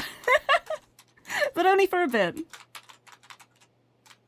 Here we go. I hear sales have been good on your end, he said cautiously. With this month's 4-star general gossip and all. 4-star general gossip was a monthly magazine, Heaven Publishing's flagship publication. Let's have a look at that. Hey! A magazine focusing on the private lives of celebrities and politicians. Most of the articles found in its pages are random nonsense, but 1 out of every 100 or so contains an actual major scoop, making it a difficult outlet to ignore. I love that. Just the thought of, like, this complete rubbish gossip mag, but sometimes they have an actual story, so you have to look at it anyway. It had a small circulation and for the most part flew under the radar, but once in a while they'd land some big scoop and sell like crazy. This month's edition had come with a free scratch card, a gimmick that had moved 100,000 copies with ease. 5 winning symbols in a row wins 100,000 yen, was it? Minorikawa asked. A weak, moist sound came through the receiver. Hmm? Baffled, Minorikawa listened more closely. It came again. Then again. It kind of sounded like sobbing. Mr. Toyama? Are you crying? There was another soft sob, and then yet another. Uh-oh, the music changed. What's going on? Where are you? Minorikawa asked. At the office, Toyama managed. He let out another mewling whimper. What's the matter?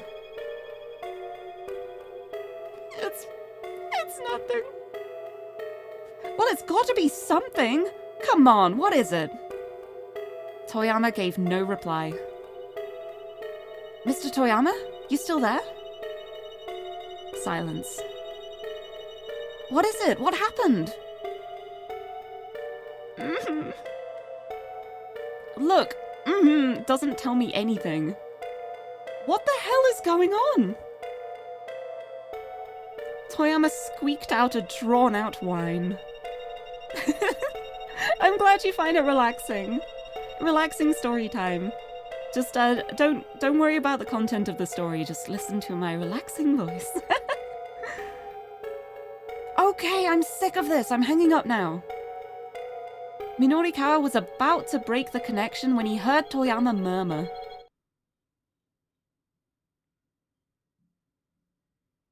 The only thing I can do now is die.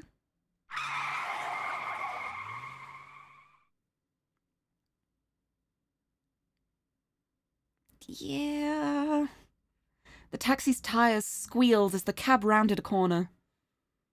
The shift in momentum made Minorikawa topple over in the back seat.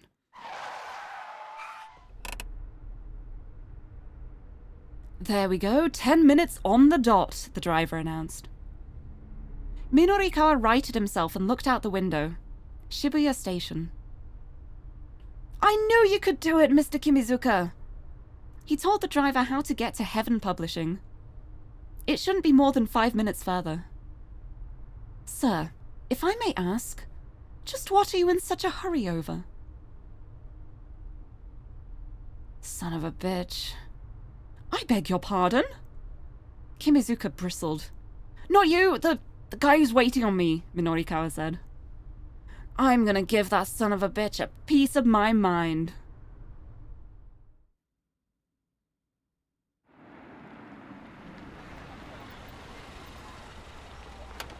The multi-tenant building where Heaven Publishing had its offices came into view. The taxi stopped outside. Minorikawa opened the door as he hurriedly reached for his wallet. Then he stopped. What if the worst had come to pass and he needed to take Toyama to a hospital? Should he have the taxi wait here? Or would it be better to call an ambulance? Sir, is there a problem? The driver asked. Oh, we got choices. Oh, we got choices. We got choices. We got a poll. It is poll time.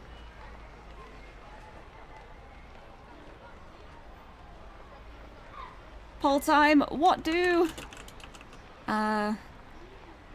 Wait here. Pay him.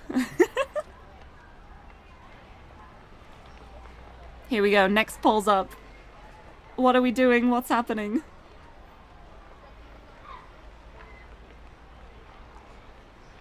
I swear everyone's just making it a draw on purpose. Just an immediate draw every time. Oh, yeah, you are doing it on purpose, aren't you?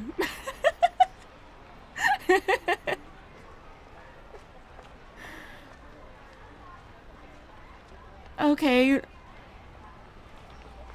No, of course you wouldn't. Of course you wouldn't. You would never.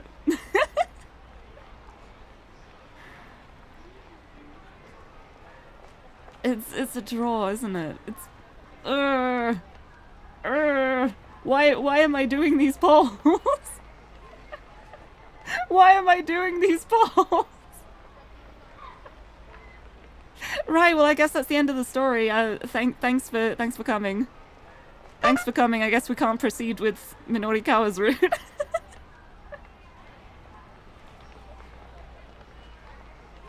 Actually, you know what? You know what? Alright, which route should we do now then? Because I guess we can't do that. Guess we can't carry on with this one.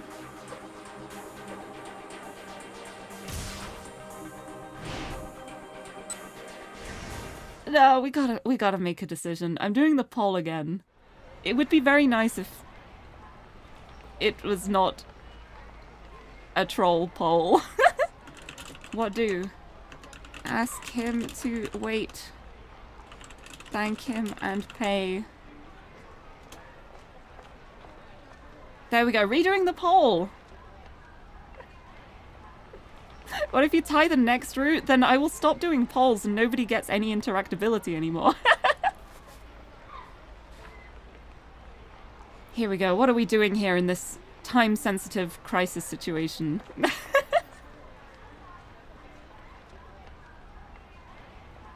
Oh, there's actually a clear lead this time. Oh, thank goodness.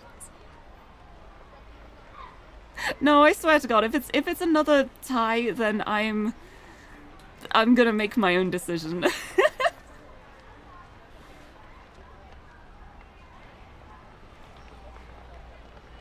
It's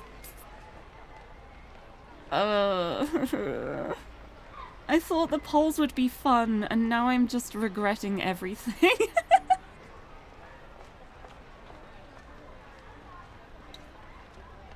How is this like the poll with the most vote and everyone just keeps tying it? You know what? You've lost poll privileges now. I'm making the decisions. You don't get the fun anymore. Sorry. Also, Cassie, hello, welcome. I'm doing alright, thank you. I'd be doing better if the chat could decide on what we do, but it's all good.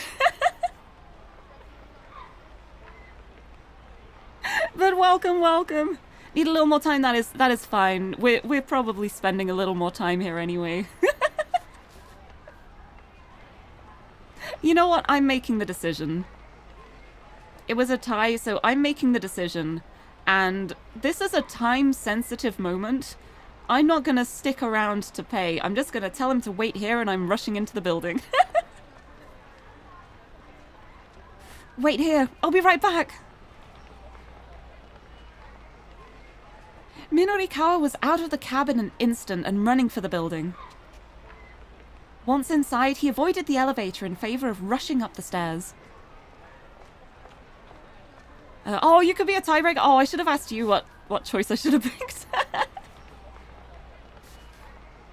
But yeah, I've already played this game before, but I love it so much. I wanted to like show it to everybody. So I thought it would be a really fun idea to add some polls so people could decide what decision to make. But nobody can decide. Which honestly, I feel like I should have expected that, honestly. I'm the same. I also can't make decisions a lot of the time, so... Oh, I think it's funniest though when there's like a decision that is like really obviously the wrong one and the poll is just like overwhelmingly in support of doing the wrong thing. Let me have a sippy of my drink. And I will also take a moment to patch the content warning pinned message because suicide themes are coming up in the story. Just it's not a big part of the story, but I want to mention it either way because it feels important to mention. You're a creature of habits. You're very good at making the same decision over and over again. Oh, I do that too though. I feel like my main problem is like for example, if I'm thinking about food, I'll be like, well, do I want this or do I want this? And then I won't be able to decide, so I will just have instant noodles because it is the easiest choice. Alright, back to the story. Once inside, he avoided the elevator in favor of rushing up the stairs. A controller, no. Every time I do a poll, my controller stops working. Heaven Publishing rented out the 3rd and 4th floors. In all likelihood, Toyama would be at the editing department of 4-Star General Gossip on the 4th floor. The controller wants to vote too. No, the controller also cannot decide. That's why I can't select a choice. But yeah, I have so many instant noodles. I love noodles. They're just like really fast and easy and filling. It's like my ultimate comfort food.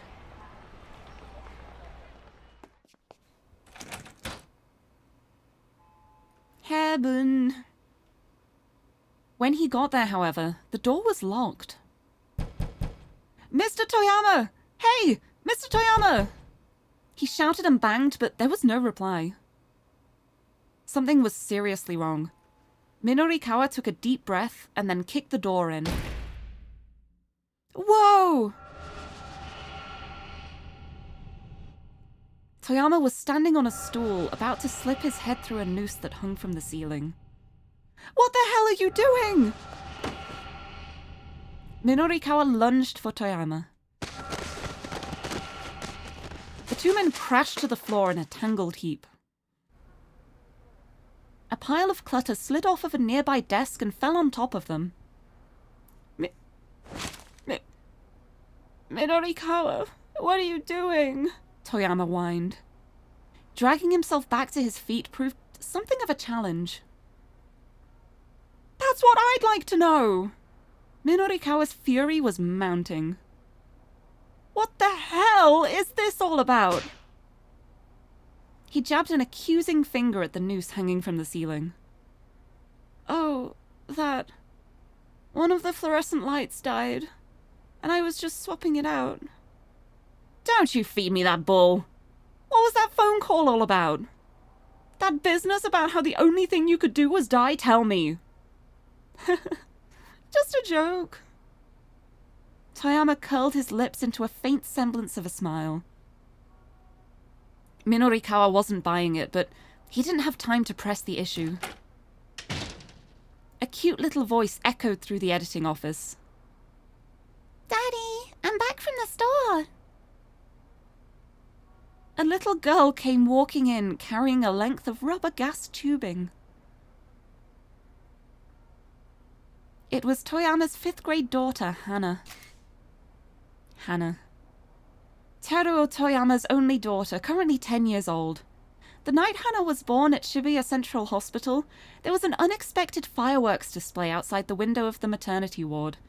As he looked out at the bursting rockets, Teruo decided to name his daughter Hana, after the Japanese word for fireworks, hanabi. Minorikawa stared. Toyama?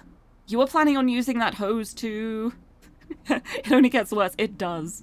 Like, this is the main point of the game where it's very much like you can tell that this was made in 2009.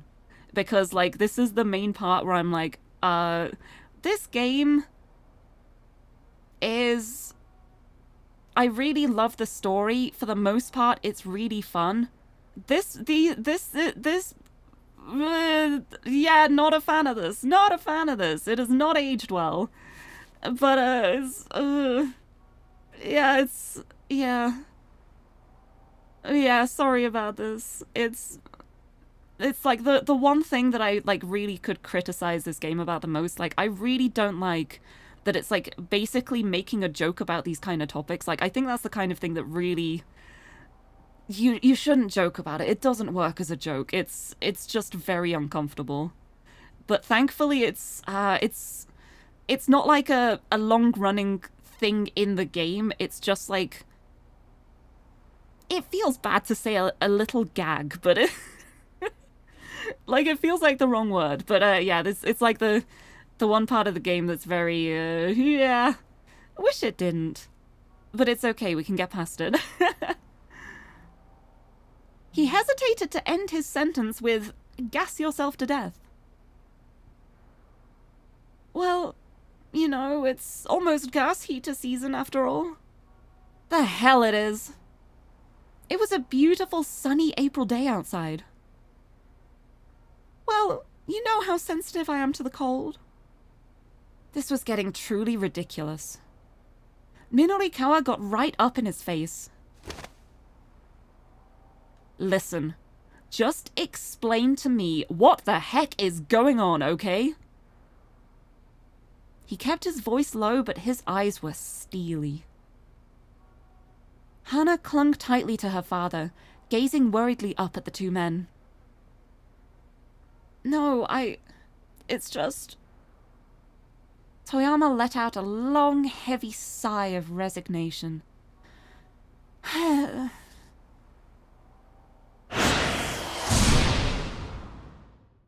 we have a keep out. We have a keep out! To progress further, you'll need to jump from another protagonist. Sometimes jump keywords might be hidden within a tip. A man named Junichi Yanagishita shows up in Tama's story at 11:20, and he lets out a sigh like Toyama's. Try checking the tip for that sigh. How interesting! How fascinating! Right, so as you can see now, when we look at the time chart, we have a keep out there. Like, for Kano's, it was a to be continued, so we finished his route. But we're not done with Minorikawa's yet. So we need to continue on that.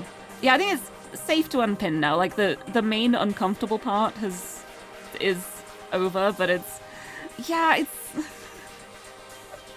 it's just such a shame, really, because it's, like, for the most part, the game is incredible and it hasn't really aged much, but every now and then it's like, there'll be, like, a weight joke somewhere, and then there'll be, like, the suicide jokes here, and it's like, that's a little mid-2000s. But yeah, that's the main part there. So what happens when you pay the taxi driver? Honestly, I don't remember. I don't think it actually matters for that point, but there is another option somewhere. Yeah, it's like content warning, trigger warning. It's got a bunch of like aliases to get it up. But yeah, thank you. But yeah, there is an option you can do in one of the routes where you end up like disturbing the taxi journey and you arrive there too late, and that is a bad end. And that is a bad end I am not gonna get on stream. Like, I'm going to complete it for completion's sake to get all the bonuses, but that is one I do not plan on completing on stream. I will say right ahead of time, I'm not doing that on stream. But nice to see you as well, though, Callista Pony. Welcome, welcome. I think, like, the taxi driver bit is actually for, like, afterwards. Wait, so it wasn't a joke? No, it's played as a joke for the rest of the journey. It's only, like, in that one thing, if you interrupt the journey and arrive too late, that it's not played as a joke. So it's, yeah, a bit of a moment, but but yes, I'll say ahead of time, I'm not doing that end on stream. But you're absolutely not missing anything. But yeah, it's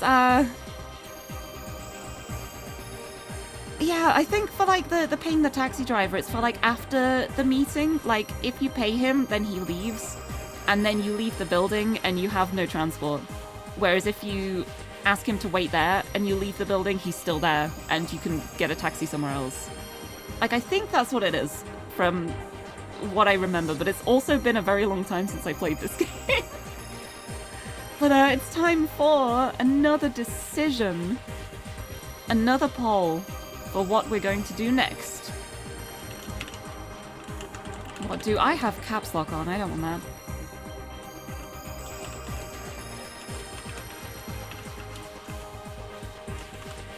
But here are the options. It is a triple option poll.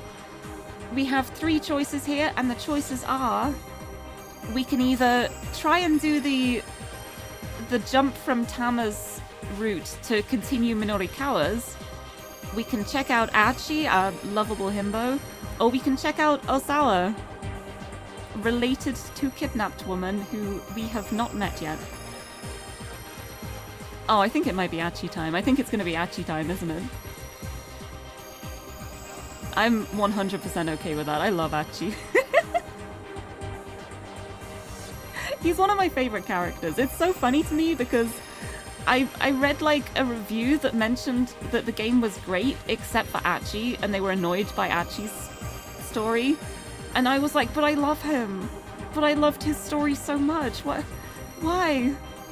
Why wouldn't you love him? He's so silly. He just has absolutely no common sense, and I love him. Yeah, it's Achi time. Yeah, we either tie or it's like an overwhelming majority with no competition. Anyway, we're continuing now. It is time to continue Achi's story, and we left off in an abandoned, I think it was like a hostess club. Love that one of the Steam screenshots is just a banana. Yeah, that sums up the game, I think. It says a lot about the game. Almost done, yay, I'm excited. But yeah, last time we left Achi, being held at gunpoint with the sister of the kidnapped girl by this guy with a cane and a gun. So yeah, at gunpoint, let's see how this goes. I don't see how this could go wrong. Oh, let me remove the poll too. There we go. Achi won. The man with the cane aimed his gun at Hitomi, his face devoid of emotion. Please, the girl said, trembling. Why are you doing this? But the man did not reply. Quickly, Achi stepped in between Hitomi and the gun, spreading his arms wide. Stop! He said in English, one of the few English words he knew. He quickly reverted back to Japanese. Who the hell are you? Still, the man did not respond. You know this guy, Hitomi? No? Achi was sure he'd never seen the man either. What are you after? Money? 'Cause if you are, boy, are you wasting your time chasing us. The man furrowed his brow, adjusting his point of aim to Achi's face. His bloodthirsty gaze left Achi no doubt that he was willing to pull the trigger. Reflexively, Achi took a step back, his foot clattering against a discarded beer bottle. We're going to get gunned down for sure. Unless we can find some way to catch this guy off guard. It didn't need to be much. If Achi could just distract the gunman for a moment, buy himself the briefest window. Shoot me then. Go on, do it.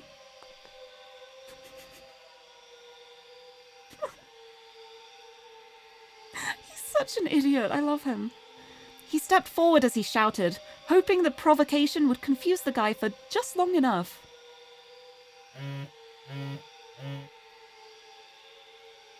Even as Achi moved, the gunman's attention was distracted for an instant by a sudden sound.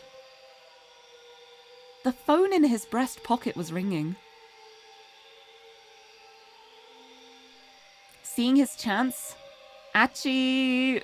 Uh-oh. Uh-oh. Yeah, I love Achi. He's the type to not think and just, like, throw a punch. Uh-oh, it's poll time. What to do? Are we gonna lunge for gun, bottle, or run? Poll time. Poll time, what are we doing?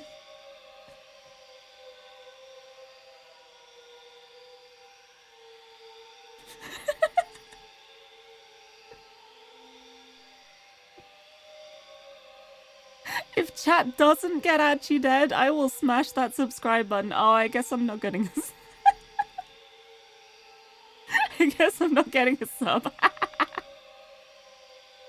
I mean, I'm not saying anything. We got some great choices here.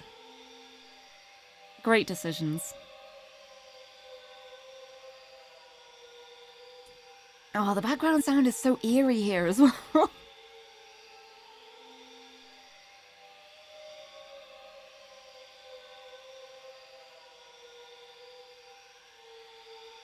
Yeah, I think we know what we're going to be doing here. Well, I guess we're lunging towards the gun to try and wrestle it away. What could possibly go wrong? Yeah, it's so creepy. It's so unnerving. I love it. Seeing his chance. Oh, thank you for the hydrate. Let me have a sip first. Before we do this very smart thing. Thank you for the head pat too. Here we go.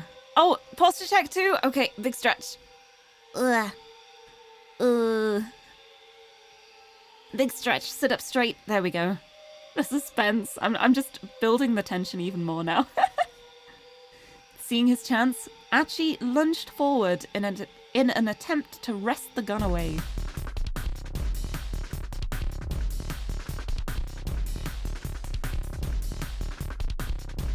Seeing his chance, Achi lunged forward in an attempt to wrest the gun away. He reached out with both hands, attempting to knock it to the floor. The man's grip on the weapon was stronger than he expected, however, and he shoved Achi away with surprising force.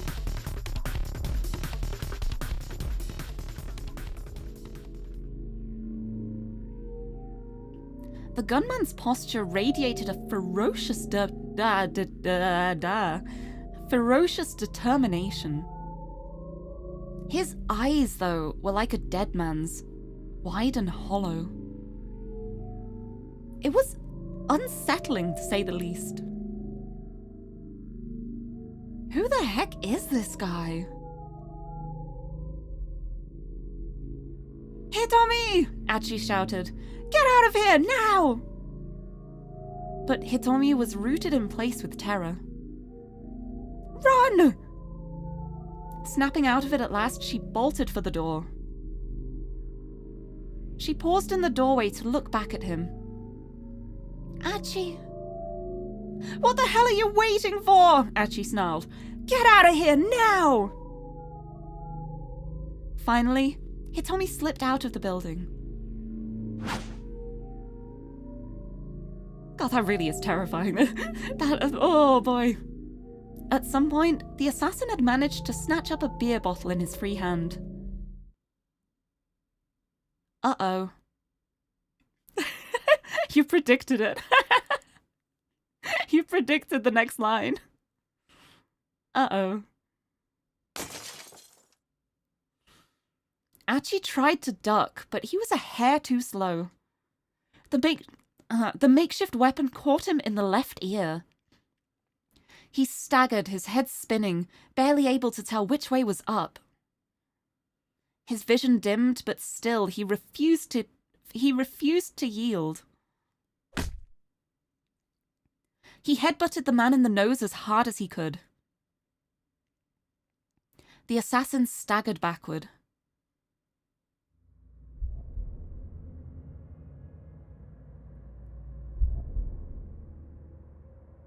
Then all the remaining strength left Achi's body.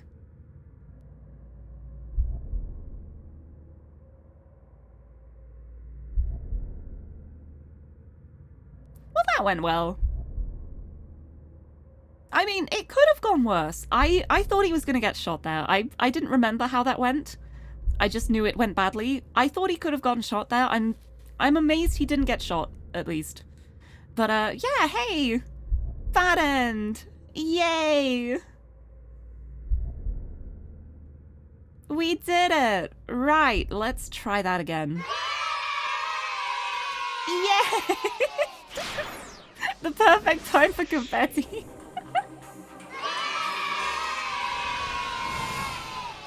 Oh no, Okay, right, we're trying this again. What do? Time for the next poll. What are we doing now? Bottle or run? He's not dead, is he? No, in that bad end, he's not dead. But he's still not in a good position.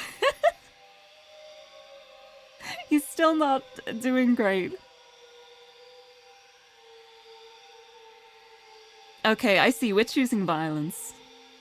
We're choosing violence. I should have known. I should have known. It's either a tie or violence.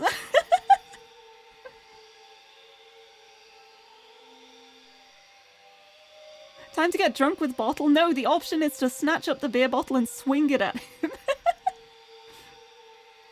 There's just like a tiny bit left in there and he downs it before he throws the bottle or something. Anyway, I think we know what we're doing here. The assassin used bottle, so now we use bottle. I mean, it's pretty fair reasoning, I think. It's a smarter idea than trying to jump towards a gun, I think. But alright, it is time to... Oh, look at him! Look at him in action! Seeing his chance, Archie snatched up the beer bottle and swung it at the assassin. We don't play games to make good decisions. I know, that's what I expect. It's part of the fun of the game. Like, even if you do the wrong thing, it's still an ending. You've still got to do it. It's still worth doing. Even when it is something as ridiculous as jumping towards a gun. Seeing his chance, Archie snatched up the beer bottle and swung it at the assassin. The man narrowly avoided being struck, but he staggered wildly off balance. Hitomi! Archie grabbed her by the hand and dashed out of the club. Yes! Freedom! The two sprinted away through the side streets and alleys of Shibuya. Archie began to feel as if they were running some maddening maze. Before long, the two had made it almost as far as Aoyama. Wait up. Huh? Archie, wait up! Archie glanced back at Hitomi. Ah, my bad. Guess we've been running pretty hard. You tired? Remarkably known for choosing violence and making bad decisions. Well, it's fun. Sometimes it's fun, like, especially in a video game situation with no consequences. It's nice to make a bad decision every now and then. Hitomi shook her head. No, it's just... I have to get to Dogenzaka. Dogenzaka? What for? What could she possibly need to do there, now?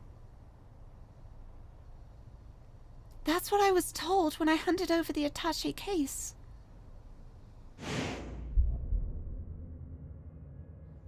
The man leaned in to whisper to Hitomi as he reached out for the case. You're going to do exactly as I tell you. 2 things. He wore a cool, feigned smile, as if this was some casual conversation. First, you're going to go to Dogenzaka and get in the blue van there. Hitomi nodded wordlessly. Second, you will not attempt to contact either the police or your family in the meantime. His chilling tone booked no argument. Just those 2 things, and we'll let your sister go. Oh my. Ooh, ooh, ooh, ooh. 1 sec, I gotta check my... Oh! Hey! Thank you so much for the subscribe! Oh my goodness. We did it! We saved Archie! Thank you! Thank you so much for the sub! We did it. We got him through. We got him out of there. We ignored the first part with the whole gun wrestling. And I mean, he didn't die as well. Even though it was a bad end, he didn't die. So he did survive still.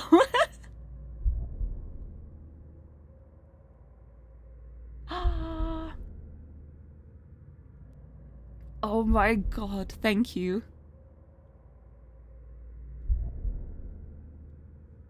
Oh my god, thank you. 1 second. 1 second. I've gotta replace my rainbow real quick.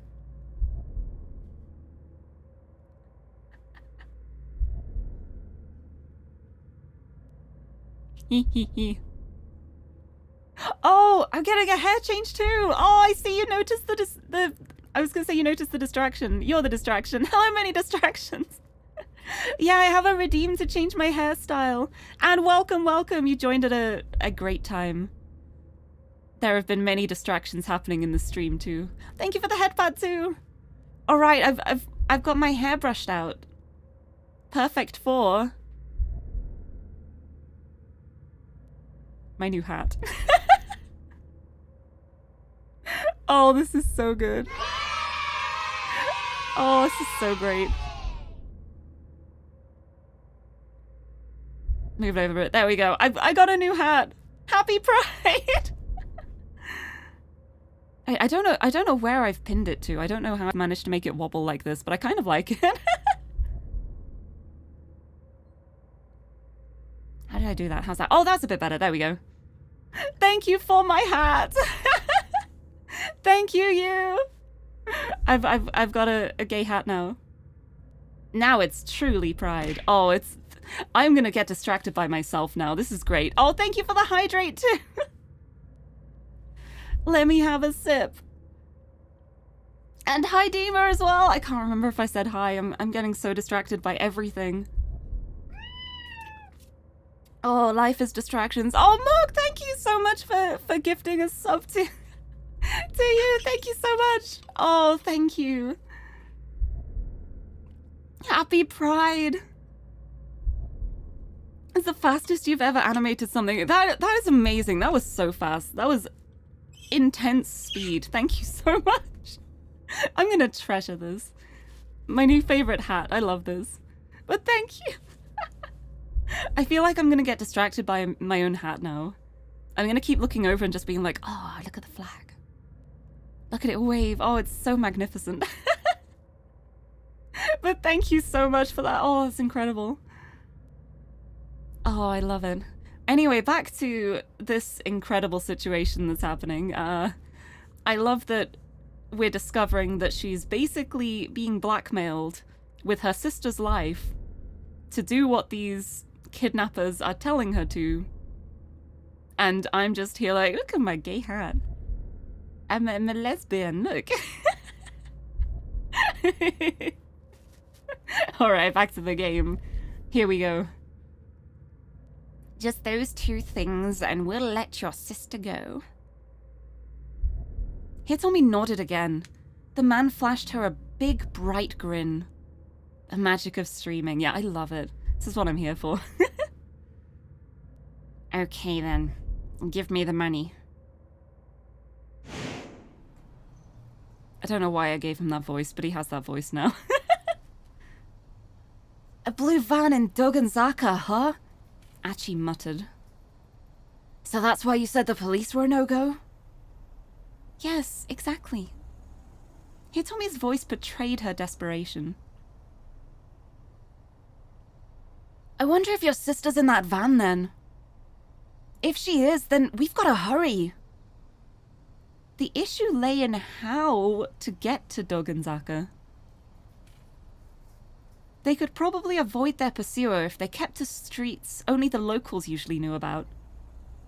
That meant staying off the more well-trafficked routes like Roppongi-dori or the stretch between Miyamasuzaka and the station.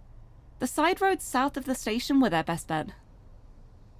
Evil Nigel Thornbury. I have stolen your sister. Yes! Spread this hat around. Spread the gay hat around. It's beautiful. I love it so much. Thank you. It was going to be a long detour. All right, come on. Turning, Achi headed back the way they'd come. After a moment's confusion, Hitomi followed. Achi? There was a note of worry in her voice. Hey, don't sweat it. I actually live in Dogenzaka. We're heading right back to my old neighborhood. Hitomi bowed her head. Thank you so much. Hey, it's no problem. I had to head home anyway. Achi gave her a grin and she cracked a tiny smile of her own.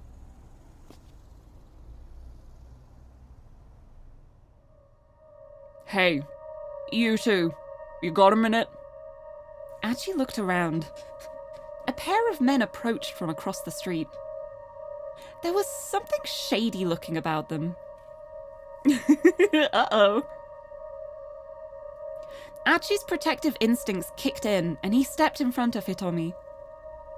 If these guys meant trouble, he wanted to be ready. We just want to ask you something. The younger of the two men drew in closer, a sharp gleam in his eye. Achi braced himself. Ask us what? You know where the Nokane building is? The man held up a flyer. It was for some sort of health food sales demo.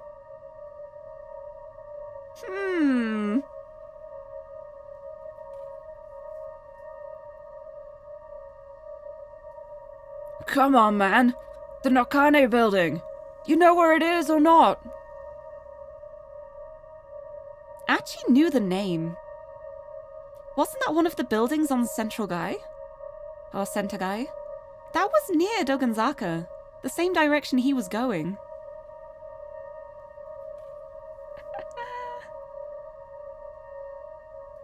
Another decision. Oh god, salesman! No, I will mention one thing here because it was from the previous stream I did of this game when we were playing as Tama. Tama was dressed in the mascot suit for said health demonstration. And she ended up not getting paid because her boss got shaken down by two gangsters. And she couldn't get paid. So with that knowledge in mind, just as a mentioning, what are we doing here? I think it's poll time. What do?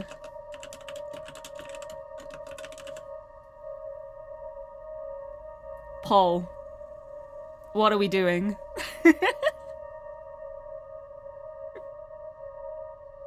I should have known. I should have known. I should have known, of course. Of course. Of course. I was being so helpful too. I was being so helpful with my advice that people may have missed along the way. Yeah, they seem trustworthy enough, right? They seem fine.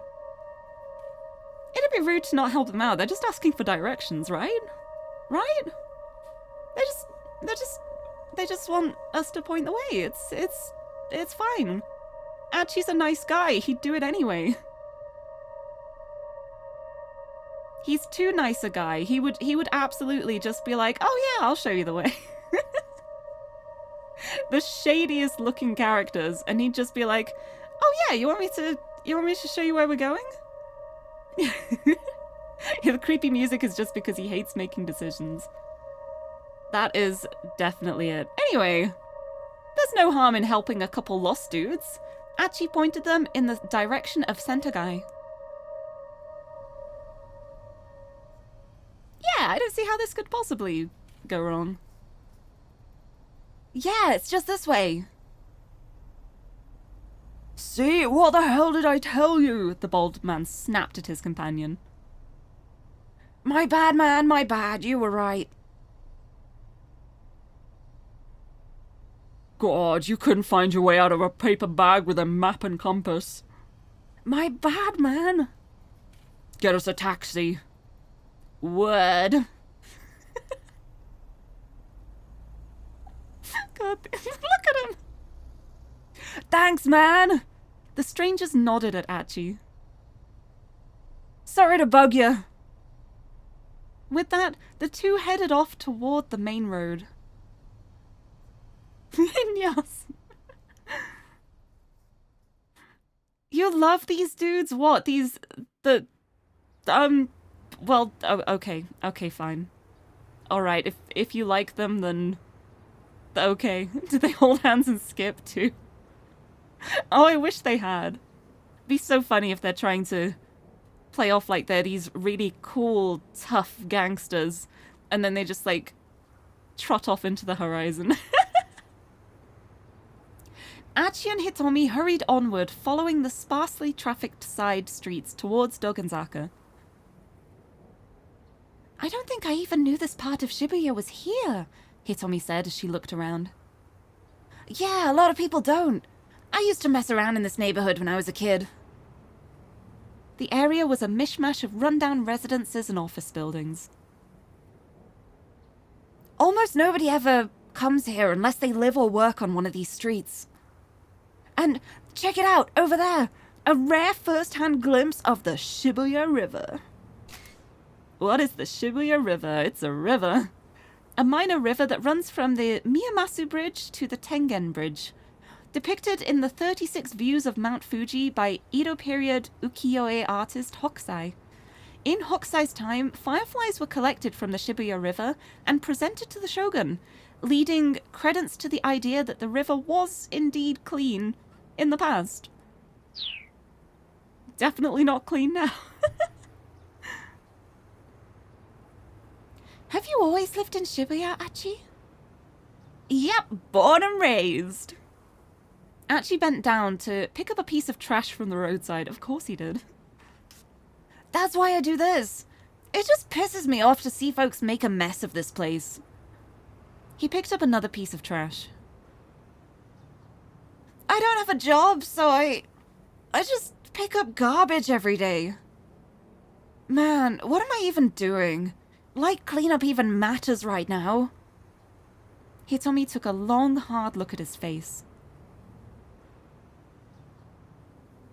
What? He demanded. What is it? You're a strange one, Achi. That so? She was right, of course. It was sort of strange, collecting trash every day instead of getting a job. He had his reasons for it, but they weren't important right now. Right now, the important thing was getting Hitomi to Dogenzaka. Come on, he murmured. A sudden angry shout broke the silence as they hurried along. Hey! Hold it right there! Achi and Hitomi stopped, but the shout wasn't directed at them. Oh, I forgot about this. Okay. Oh, yes. Further up the road, a group of thuggish-looking men were having some kind of argument. The man who was shouting had grabbed one of the others by the neck. Idiots! And you still got the gall to call yourselves SOS? Oh, I love Haruhi Suzumiya. SOS, the Studs of Shibuya. A youth gang operating out of Shibuya, founded by Achi Endo. Its current leader is Susumu Nishizawa.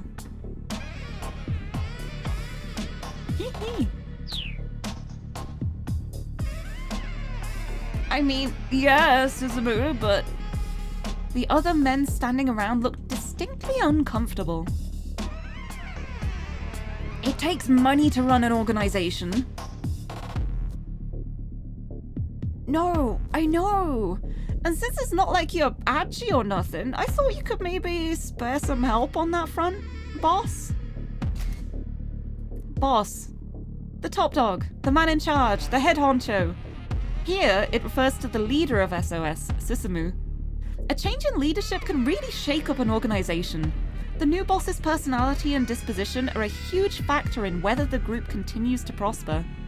The fact that Susumu is being asked to spare some help on the monetary front suggests that he still has things to learn about being in charge. Hitomi looked at Achi when the stranger spoke his name. He smiled awkwardly, then turned back to the altercation. They're led by a dog, the top dog, nonetheless.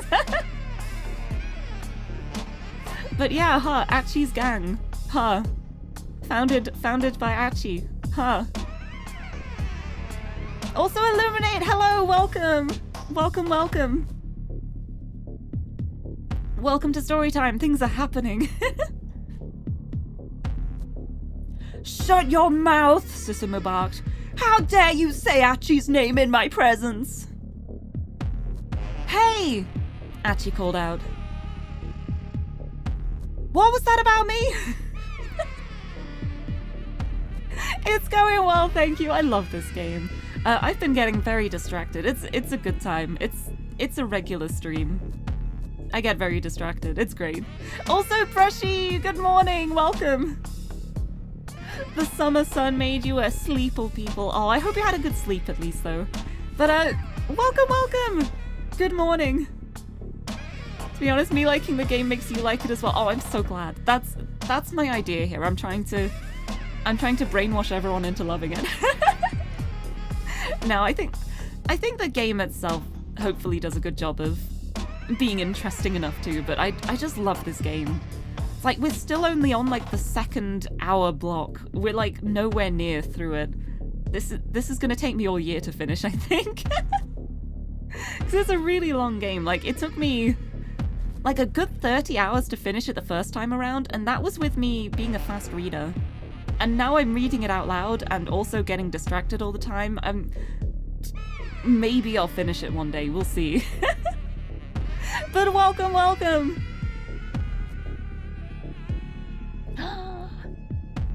As soon as they saw him, the other men went pale. Achi kept his tone casual as he strolled up to the group. Booty. Yeah, that is quite the angle, huh? Susumu, you can't just give the guy a beatdown in broad daylight. Beatdown? To mess someone up super bad, usually with punches and kicks. See, these are the kind of tooltips that I find the funniest. I love these ones. Like, you didn't need to do a tooltip for that, but I'm really glad they did. Don't want to shock the upstanding people of our fair city. Achi! Susumu glared. Can we drop the pleasantries? Aight, Achi replied with the hint of a sneer. You got it, Susumu. And I'd like to point out, we're not on a first-name basis. With that, Susumu turned and stalked away. His buddies followed suit, leaving Achi and Hitomi alone again. This color correction is the most 2000s J-Rock MV color correction ever. It really is. I love it. It's so good. Gotta eat now. Oh, I hope you have a good food. I hope you have a nice meal. Thank you for stopping in. And I will always be proud. How can I not be with this hat on my head now? But yes, I hope you have nice food and thank you for stopping in.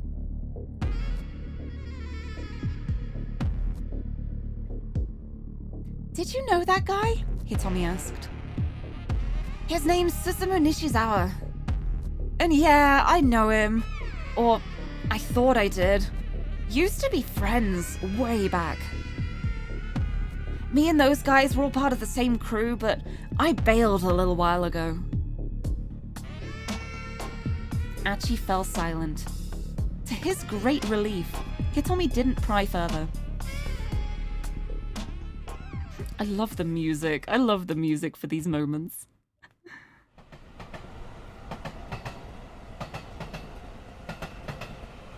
Achi and Hitomi had gone a short distance further when he caught sight of a man picking something up alongside the train tracks. Huh. I wonder. Achi went over to him. Hey man, you picking up trash by any chance? Huh? The man let out a panicked shout. Man? Man? This man? Taisei Yasuda, 35 years old. Just opened up a knick-knack shop in Shibuya. Achi knows Shibuya like his own backyard, but this Yasuda guy is new enough that Achi doesn't recognize him.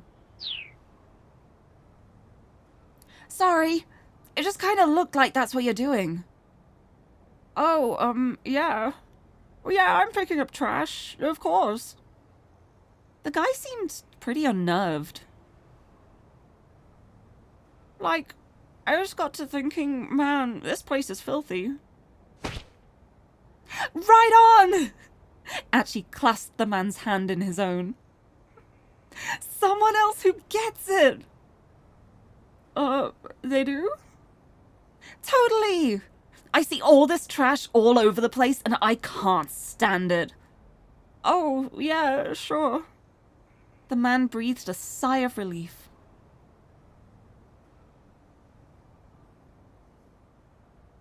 I can't stand it when someone throws something away when it can still be useful. I hear that! That's the spirit. Yeah. I see Platinum! Hello! Thank you so much for the resub and for the lurk. Oh, thank you for lurking. But it is much appreciated. I hope you have a good lurk. But thank you so much. 5 months. Oh. Thank you. Achi pulled out the trash he had stuffed in his pocket. Here you go. Huh? Go ahead, have all of it.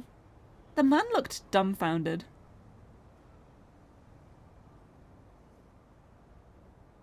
Usually I go around picking up the trash around here, but I've got a little thing I gotta do today. You got it. You got it from here. I'm counting on you. Welcome back, Maru. Europa, you made it for me. Isn't it incredible? It's so good. It's my Pride hat. I have a new hat for Pride now. It's so good. I keep getting distracted by the flag. I keep, like, watching it go from side to side. It's so good. It's so good. I love it so much. Hold on. I'm gonna... Let me just drop that there. But it's amazing. I love it. I love my new hat. My perfect Pride demonstration. Oh, I love this too. I love that this guy very clearly was not just picking up trash, but now he's got some trash courtesy of Achi. Isn't it great? Isn't it great? What? Actually, I'm kind of... Great, thanks! Achi beamed in approval, then rejoined Hitomi and headed on down the street. The man let out a sigh. Fine.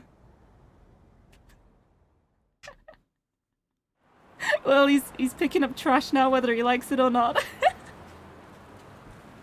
Slipping through a narrow back alley, they came out near the top of Dogonzaka. Achi looked down the hill, but didn't see a blue van anywhere. He and Hitomi started making their way down towards Shibuya Station. Hitomi muttered to herself, I don't see it parked around here. Her face twisted up with worry. It was a lot harder to find street parking closer to the station. Hitomi, hold up! Achi had a sudden idea. He darted into a nearby soba restaurant, motioning for Hitomi to follow. Heya! He called out to the now I have to try and say this word. Proprietress.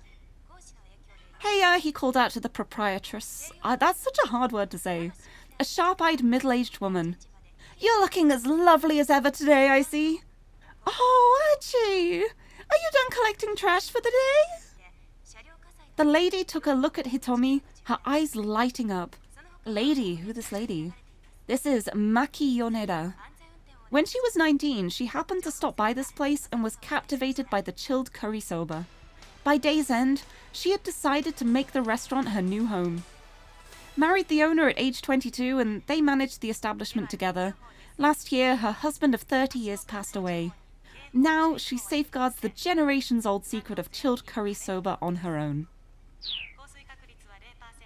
Man, what a way to meet your life partner.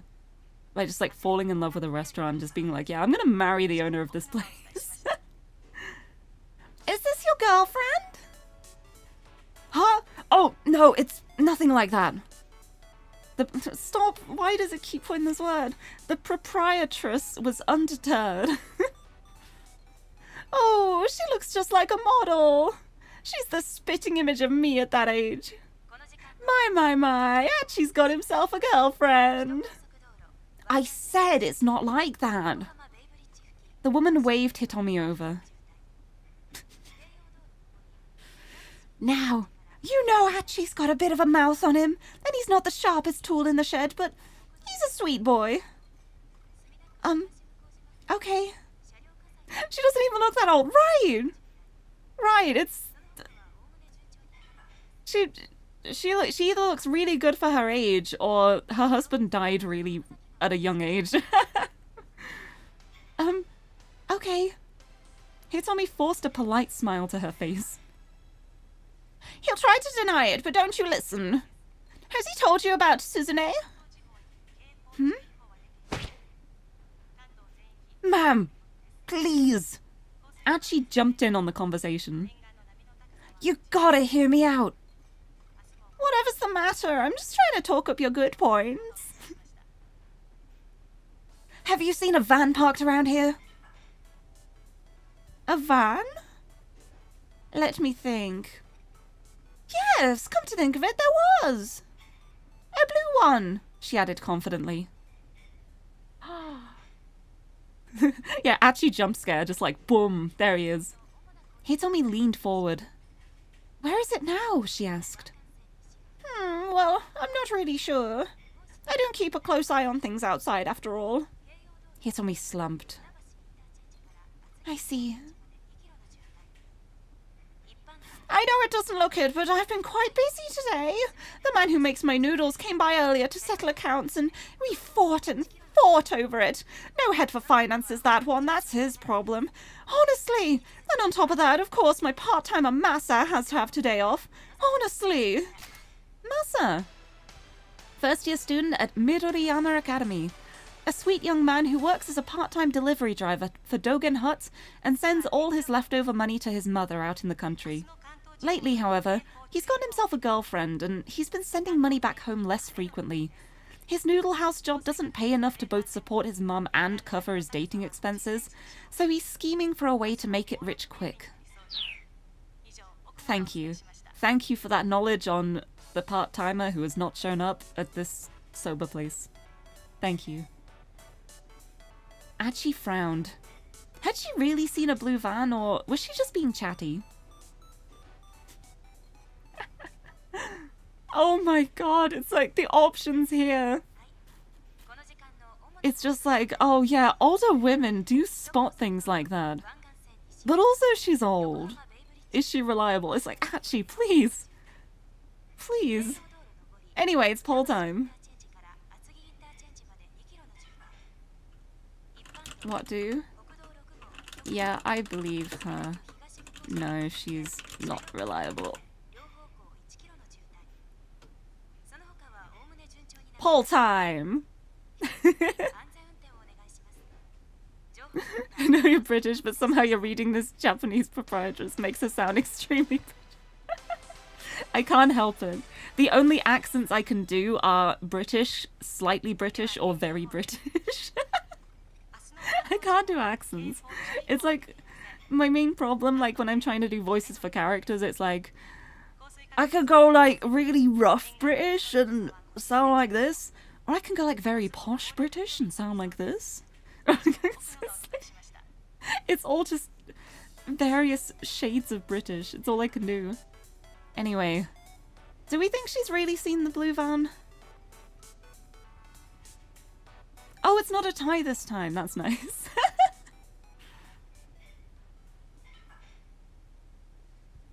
But yeah, I think we're believing her. Yeah, we believe her. We're not going to be ageist here. We're not thinking like older women aren't reliable. That's really sexist and ageist and kind of terrible. And Achi's a nice guy, so of course he's going to believe her. Yeah, it's like older women who run tobacco shops or noodle houses do seem to have a knack for spotting details. Achi decided to follow up some more. Was there anything unusual about this van? Well, let me think. The woman frowned, pausing a moment in thought.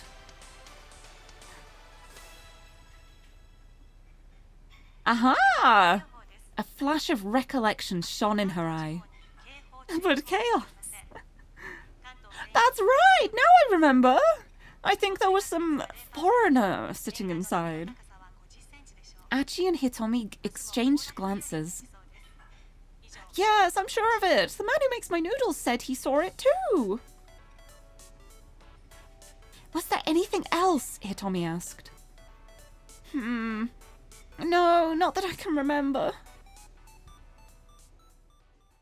Well, we got some more info there. That's definitely the van we need. Hitomi hung her head in frustration as they left the soba shop. Achi did his best to cheer her up. Hey, we might still find that car. Let's try waiting around here for a while.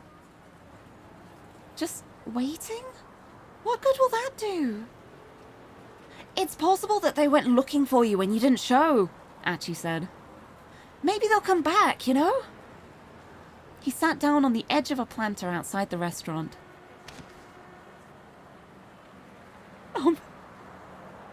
Look at the pufferfish in the background. Look at the pufferfish in the background. It's just reminding me of that video where it's the fish making the really weird noise, like the bleh kind of noise. It's like stick a finger in its mouth. But the criminals already have the money, she said anxiously. Even Achi understood the implications. Now that the crooks had the ransom, their hostage was nothing but a liability. Why take the risk of letting her go when they already had what they wanted? The situation was bad. Very bad. Still, just running around Shibuya willy-nilly was only going to tire and frustrate them. Achi wanted to make sure Hitomi had the chance for a little break. Oh, see, he's so kind. He's such a gentleman. We don't have anywhere else to look, so let's just give it 10 minutes, okay? He said. Hitomi seemed unconvinced. She looked like she might just march off down Dogenzaka at any moment. I understand how you must feel, but you know what they say. Slow and steady, stay in place.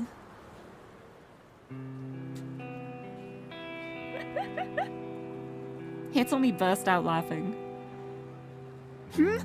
What's so funny? It's slow and steady wins the race. She has a very sweet smile, I gotta say. For real? Hitomi smiled, then sat down beside him. All right, she said. We can wait here for 10 minutes. Cool. We've run enough races today already, right? Hitomi kept her eyes on the cars passing through Dogenzaka for a while.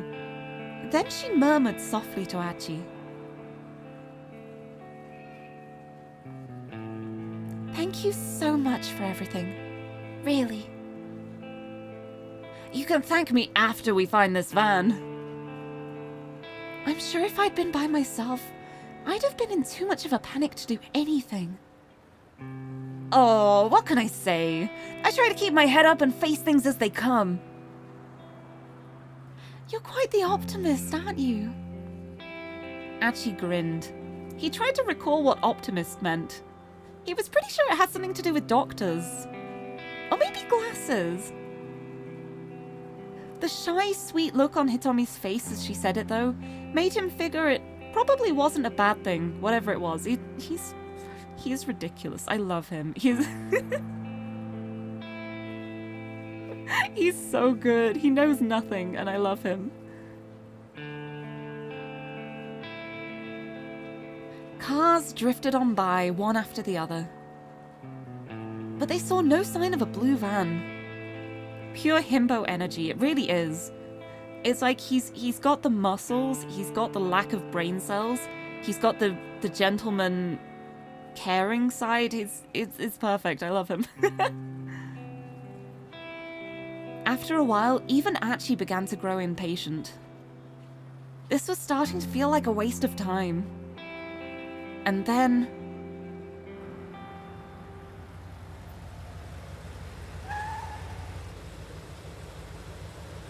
Hitomi! Look! There it was! No! No! We can't finish the hour! We gotta jump! We gotta jump from somewhere else!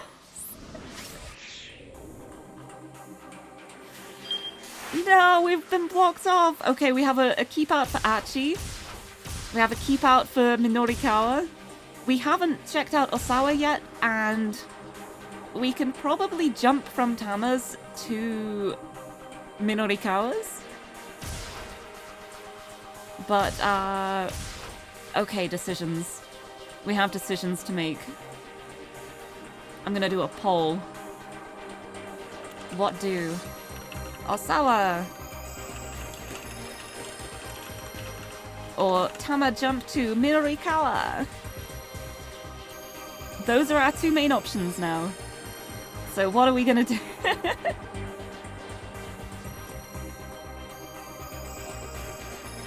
Options. Osawa's the only protagonist we haven't met yet. So, it would be nice to encounter him at some point. I think we're gonna be jumping back to Minorikawa, but that's okay. We do need to get through them all anyway. Eventually. But I think we should have enough time to do both before the end of the stream. Because we've still got like a good hour and a half-ish. But yeah, it looks like Minorikawa's winning at the moment. I say at the moment, he's just winning full stop. Nobody's voting for Osawa. Nobody cares about Osawa. Nobody wants to know Osawa's story. He's... poor guy. Alright, here we go. It's time to try and find the jump moment to get back on Minorikawa's route. So I think... yeah, it's because there's a sigh at one point, and that's where we have to jump. So I think we can go from here? Alright, hold on. Let me hide the pole. Oh, Tama. Right, I think I can skip through here. Skip through until we can find a sigh. We do not have a sigh. Never mind. We have to jump from a different point here. We have a bad end with Tama at the moment. Because the person who hired her is getting shaken down by gangsters who got led to the building by a certain Achi.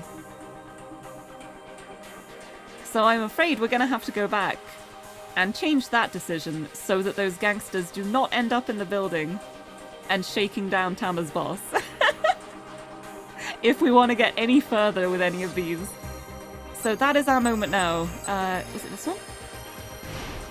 I think it's this one. Yeah, it's this one. Okay.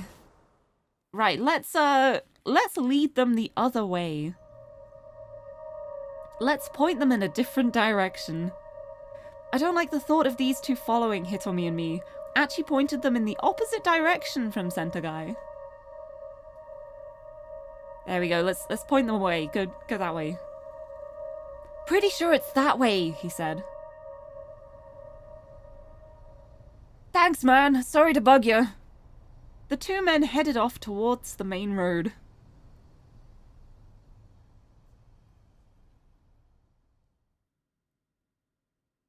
And then I think... Yep, and now we're back on track to the exact same path as before. But we have made a different decision that should change what happens here.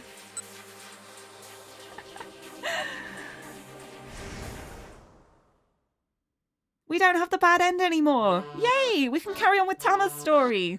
And I don't feel like I even need to make a poll for this, because I think as soon as Tama becomes an option on the poll, that's what everyone goes for. It's Tama time again. She's not locked out anymore. Alright, anyway, let's skip through to the moment where it changes. Here we go. But hey, a job's a job, Cheery says after a moment, perking up again. They tell me to sell this junk, I'll sell it. For anyone who missed the previous stream, Cheery is the girl who was in the other mascot suit, except her zip didn't get stuck, so she could take the mascot suit off. But she's also on this job with Tama, selling these dodgy weight loss products. Probably not food standard safe. We're not gonna worry about it. Tama just needs money. The door flies open suddenly and a loud voice belts out. This is new. Hold it right there!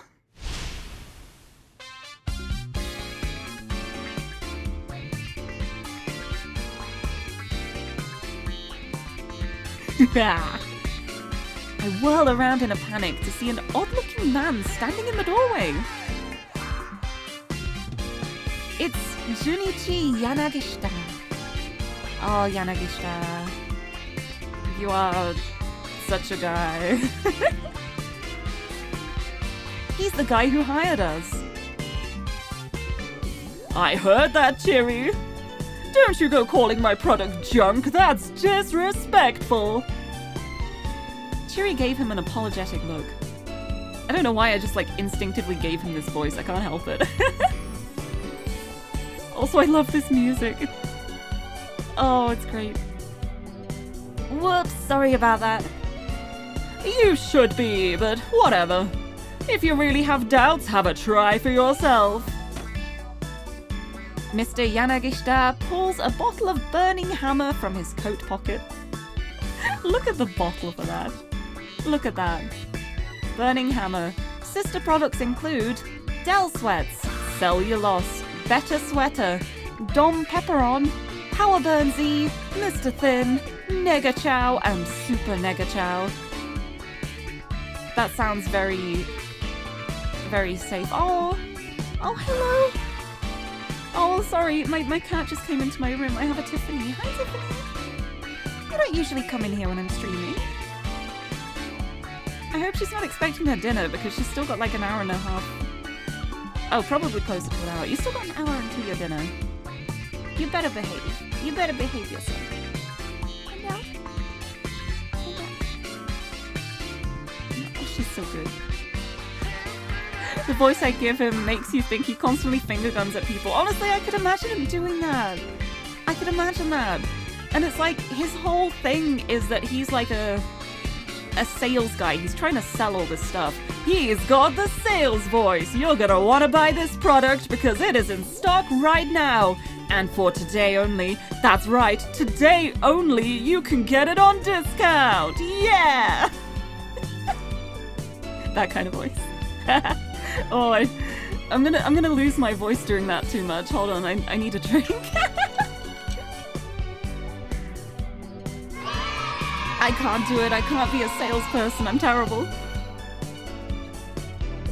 I can say one line and then I'm done and I'm like, oh, my voice. Yay! Anyway, Burning Hammer. For anyone who missed the first stream, Kano the police officer got a lovely bottle of this from his detective partner. And he had it on an empty stomach and ended up passing out on the middle of a busy train. And that was bad end. At first glance, it looks like some kind of energy supplement, but the cheapo label gives an immediate impression of sketchiness. It really does. It looks so sketchy. Oh. Go on, says Yanagishita. Give it a go. Chiri reaches out to take it. But no sooner does she grab the bottle than Mr. Yanagishita shouts out once more. Wait! Hold on! What? Chiri squawks. What gives? You two. You're both good stomach-wise? Stomach-wise? Yeah. Drinking the stuff on an empty stomach can cause some pretty nasty problems. So just make sure you eat or drink something beforehand. Doesn't matter what, really. Wait. Nasty problems? Yeah. Such as what? I ask. I'd rather not say. Nobody would buy it otherwise. Seriously? It's all good, I just had lunch, Chiri says.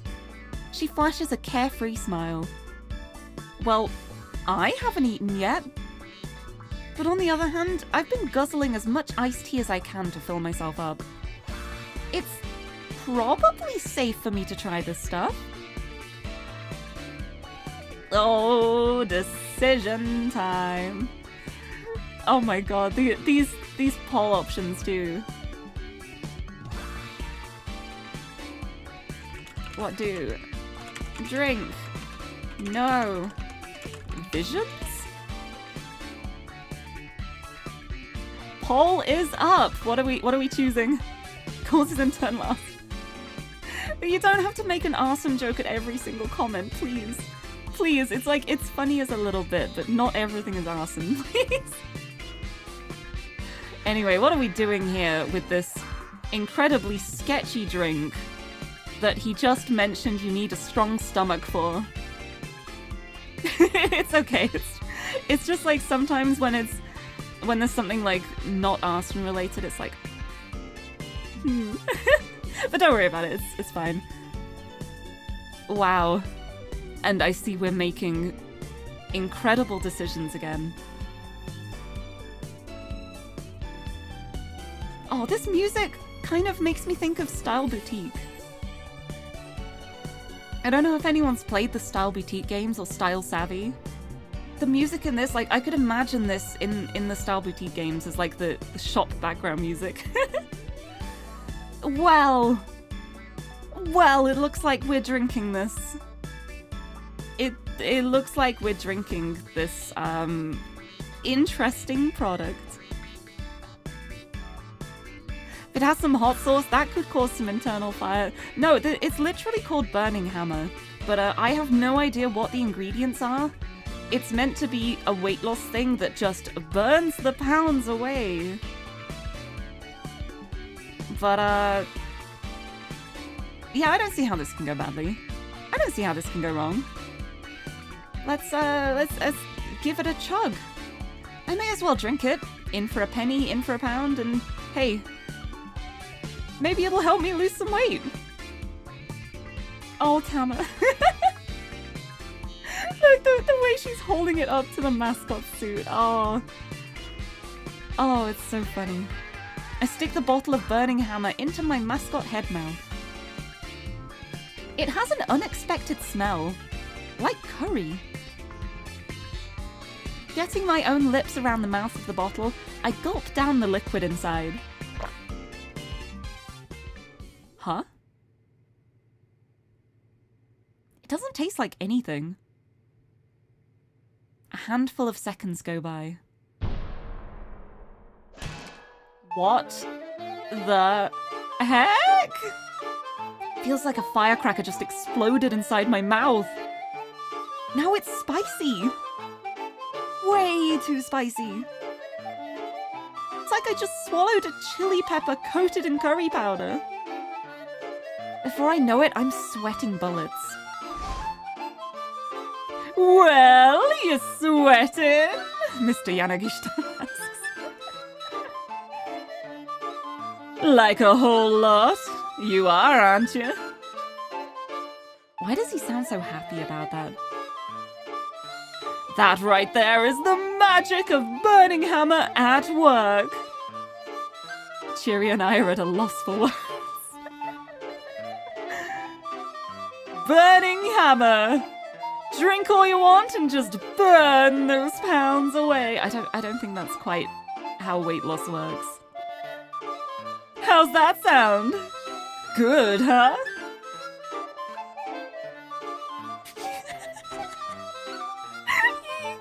I love this. I love this picture. I love this photo so much. Oh, I love it.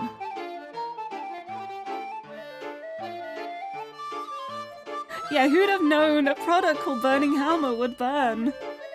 I guess at this point, this probably is the appropriate moment to say arson for your stomach. Although it's still technically not arson, though. Arson is property damage. Your stomach is just you. You're just damaging yourself. Does that count?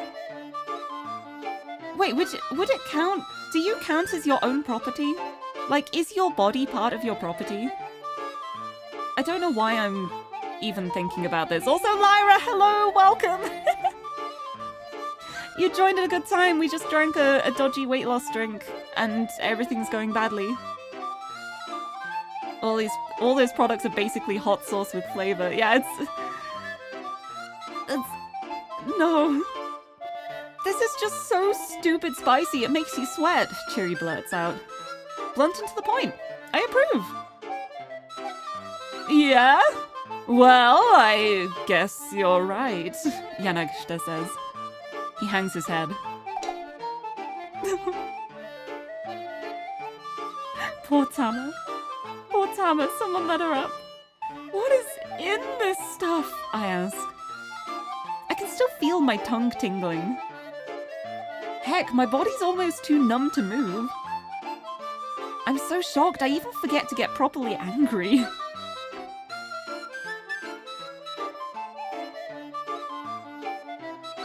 So, it's this health food product that got imported from America a few years back, Yanagishita explains. Monsieur, bonjour, hello. Thank you, I'm glad you like my hat. I love it too. Figured tis the season to be prideful. So I got my pride hat on. It's June. But welcome, welcome. Welcome to story time. And yes, I'm still streaming for another hour. But the import agency went out of business not long after and couldn't move the merch. So I bought up the whole lot. Everything they had in their storehouse. Spent all the money I had on it. Cheery arches an eyebrow. We Americans don't claim that product. How much did it cost you? She asks. 1 million yen for 300 bottles. I can scarcely believe my ears. I love this music. 300 bottles at 1 million yen for the lot? That's roughly 3,333 yen a piece. Each one of these teensy little bottles cost over 3,000 yen? You got ripped off, man, Cheery says. You really think so? Huh. Yeah, you're probably right. He hangs his head even more despondently. This is the sort of thing they'd sell in 100 yen shops or something. Ouch, Cheery moving in for the kill. 100 yen shops, really? Mr. Yanagishita lets out the heaviest of sighs. I'm starting to feel pretty bad for the guy, actually. Don't let it get you down, sir, I say, hoping to comfort him. But Mr. Yanagishita just lets out a sob-choked sigh. Sigh. A sigh. A deep breath emphatically exhaled, often a sign of disappointment, stress, or unrequited love. Also a way of expressing the anxiety brought on by massive debt. One has no money to give, only sighs. Right about now, Minoru Minorikawa is in the company of someone inclined to sigh this way. Hey, remember that keep out from before? This is where we find it.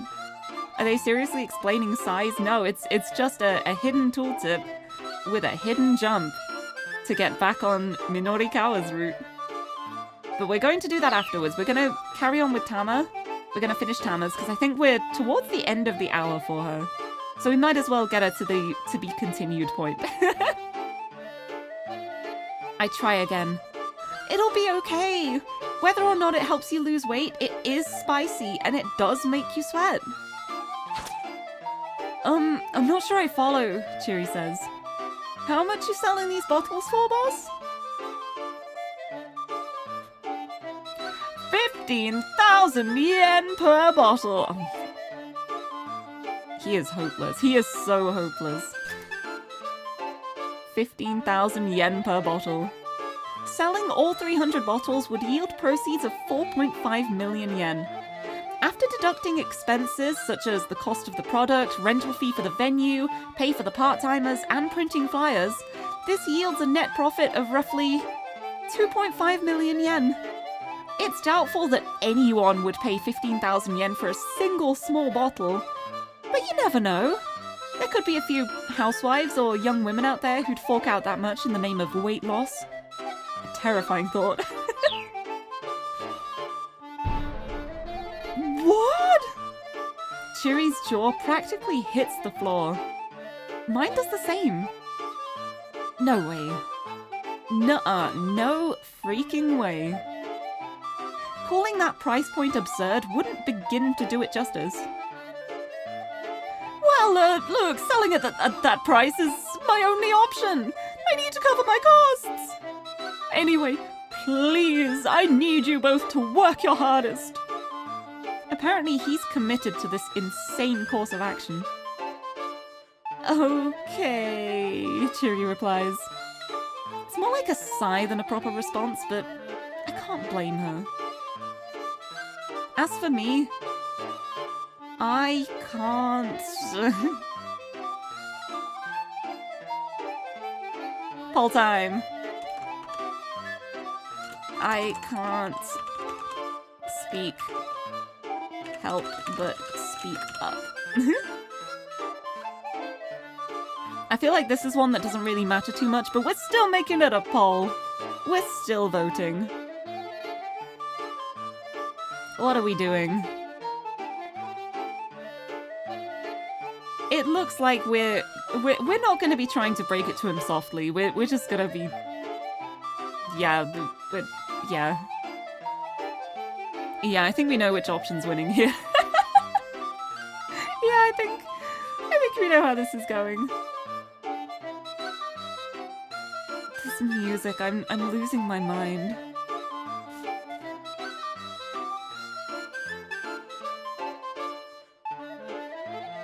It sounds like a sea shanty. Why does it sound like a sea shanty? It probably is, knowing this game. I just...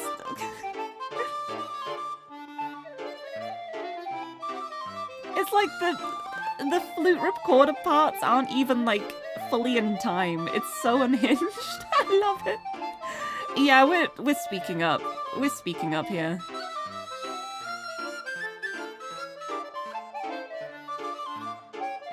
I can't just sit there and not speak up. Arson for the insides. I can't just sit there and not speak up. Isn't this just a scam, sir? Sorry, I can't hear you. Yanagishita. Oh my god, Tiffany. Tiffany? What are you doing? What are you doing? Sorry, one sec.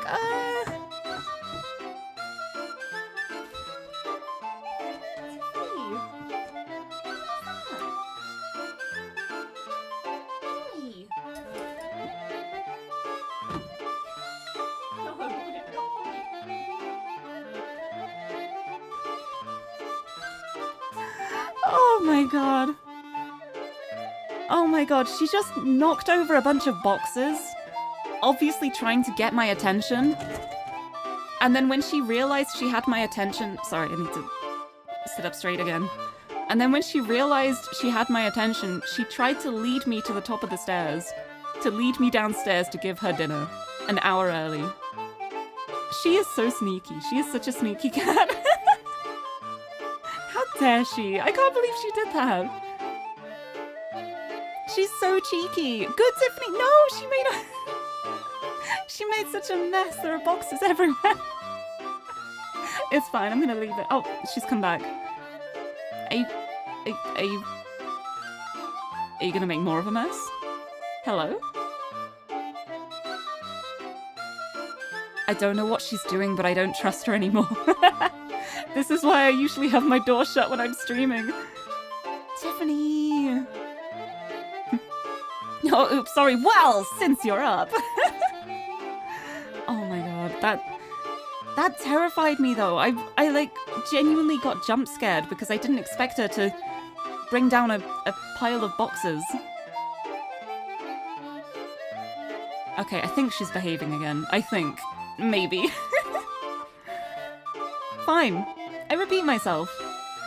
This is a scam, isn't it? He tilts his head to one side. Something's wrong with my ear. Undeterred, I repeat myself once more. This is a scam, isn't it? Tears are welling up in Mr. Yanagishita's eyes.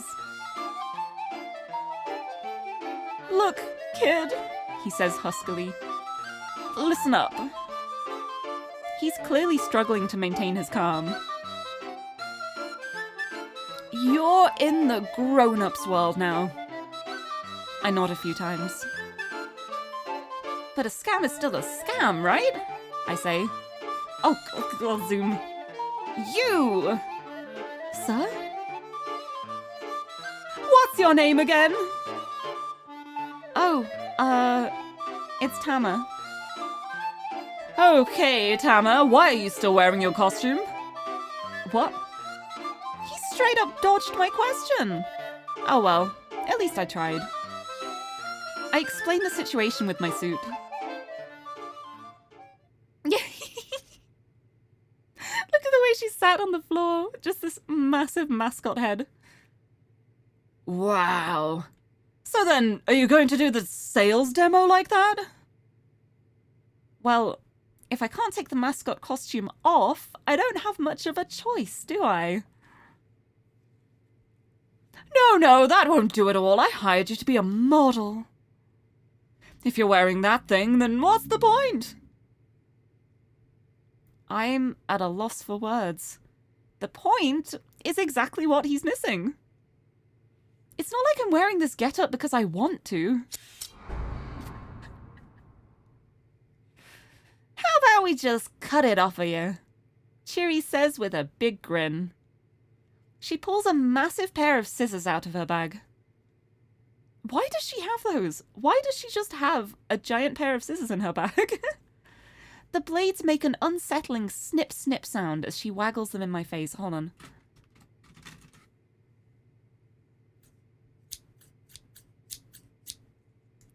I have scissors too.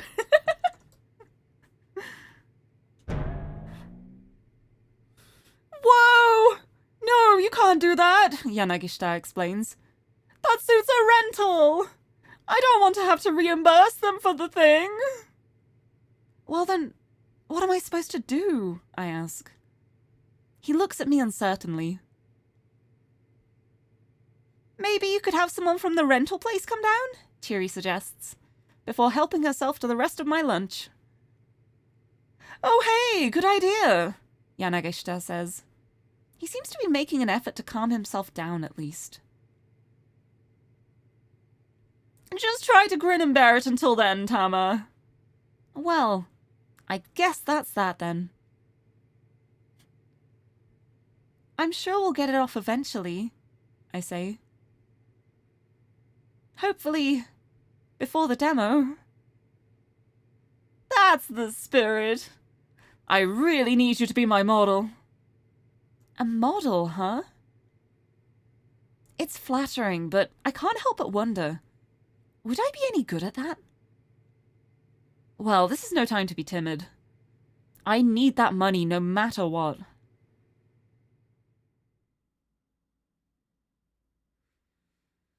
My troubles all started earlier this morning. We're finally getting Tama backstory!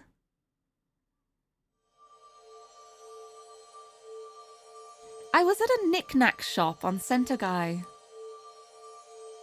I'd happened to pass by, and I spotted a red necklace on display in the storefront. And I got this weird sensation when I saw it. You could maybe call it déjà vu. Something like that. It was as if I'd been drawn to it somehow.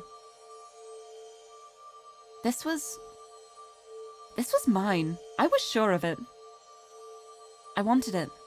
No, I needed to make it mine. As soon as I possibly could. That's how strong the feeling was. The price was 40,000 yen. I checked my wallet repeatedly, but I only had 20,000 on me. Nonetheless, I needed to have it. There was just one question. How? Somehow, I managed to drag myself away from the shop. Just a few minutes later, I ran into Mr. Yanagishita. Hey! A voice said out of nowhere. If you want, I can pay you 10,000 yen for a day's work. I found myself staring at this frumpy middle-aged man who was handing me his business card. Managing Director Junichi Yanagishita, Yamato Health Foods Company Limited. That's a face you can trust. There's a face you can believe in. I'm in a real bind here, need some extra help. Would you mind coming with me? I'm begging you, just one day. He seemed pretty sketchy. As much as I needed money for that necklace, I wasn't going anywhere with some random weirdo. I ignored him and tried to just walk off. Please! Please! Yanagishita grabbed me by the hand. Watch it, pal! I snapped. Hands off or I start shouting for help. Please, it's not like that. Just hear me out. Look, I'm in a hurry. Please! Please! Knock it off! I spun forcefully away from him, yanking my hand from his grip. Ugh! Yanagishita whirled through the air and fell into the bushes. Whoa, where'd that come from? He gasped. His eyes were wide as saucers. You a martial artist or something? No, I think that was just a fluke. The truth was, I surprised myself at how well I pulled off that escape move. Okay then. Look, I'm sorry. Can you give me a hand? Such an anime story. It is. It really is. I love it so much. It's like the fact that it's live action too makes the fact that the story is so anime even better, honestly. I love it. No way. No! I mean, give me your hand. My hip's killing me here. Oh, whoa, whoa, whoa, whoa. I guess. The least I could do was help the guy get to his feet. Look, why are you hounding me so much? Please, don't be angry. The moment I saw you, I just felt it. You're the only person who can possibly do this job for me. I let out a sigh, but my interest was admittedly piqued. What kind of job? I need a sales rep for a health supplement. I want you to do PR as a dieting success story for my product. Just look at you. You have the body of an actress. Sales are gonna go through the roof. Well, it was hard to feel too offended when he told me that. Yeah, it's very convincing, huh? Just like, yeah, I just felt it. The job didn't seem as fishy as I'd initially suspected. Alright, maybe I'm interested, I said. There's just one thing. Yeah, whatever it is, I'm sure I can handle it. I need 20,000 yen as soon as possible. So if the day only pays 10,000... Alright then, if you can sell 100 bottles at our sales event, I'll throw in another 10,000 as a bonus. How's that sound? I certainly couldn't think of any other way I was going to earn 20,000 yen in a single day.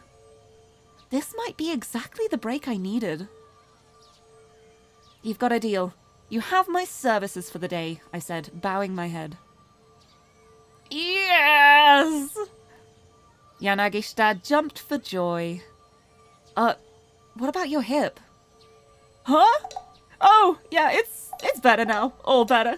Fixed itself just now. I love his little wiggle. Yanagishita bowed deeply as I gave him a dubious look. Look, I'm sorry, he added hurriedly. I wasn't trying to pull a fast one on you, honest. I was just scouting for talent, and I saw you, and, well... Was trusting this guy really the best idea? I was starting to worry just a little about whether he'd actually pay up. Look, I've staked everything on this sales demo later today, he went on. This is the make-or-break opportunity of a lifetime.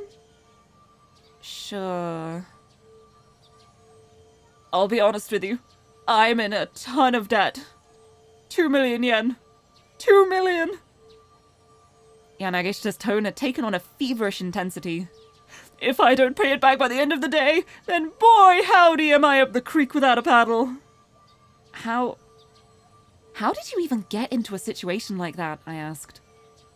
He gazed skyward, a far-off look in his eyes.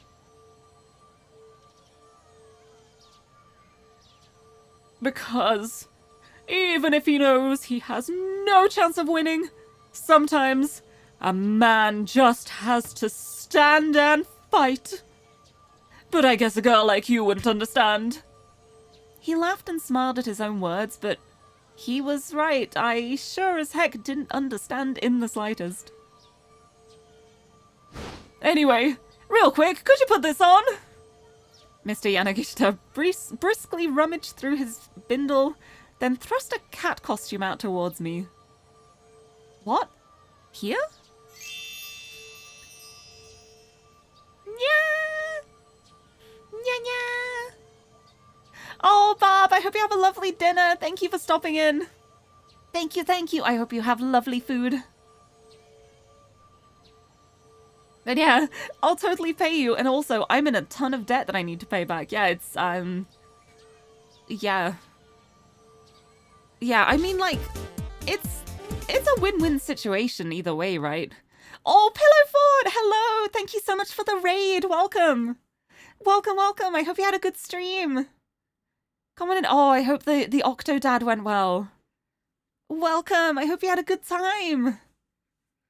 Pillow fight. I don't have a pillow on me. But, didn't mean to do the cry. The crying is the getting hit by the pillow. It did? You beat it in one stream? Oh, heck yes. A success story. Welcome, welcome. Thank you for the raid. For anyone who's new here, hello. I'm Lirie. I'm a pink-haired cat girl from the UK, and I love comfy games and puzzle games and stories and weird things and cats. And look at this cat face. Check this out. But welcome, welcome. I'm playing a wild game at the moment. I can't even like begin to describe it, honestly. There's so much. Hold on, I think my game audio broke. Where did my game audio go? The sound just stopped playing. Hold on. Has the sound been gone for a while? I only just noticed it's not coming through on OBS for some reason. Even though it very much was before. Hold on, let me try and figure this out. The only way I know to fix it is by, like, restarting the game, and I don't really want to do that. Why is it not working? Oh no. Honestly, if you had a nickel for every time you raided and I didn't know how to describe it, you have 2 nickels. Yeah! I love playing these kind of games. But, oh yes, I do have a Twitter too. If you... I think the command is socials. I think, yeah. There, I've got a Twitter and a YouTube as well. But I think I might have to restart the game to make the sound come back. Because there is definitely sound happening at the moment, but it's not coming through.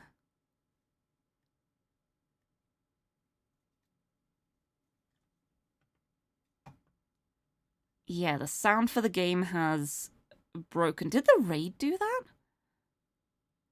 I have no idea what just happened, but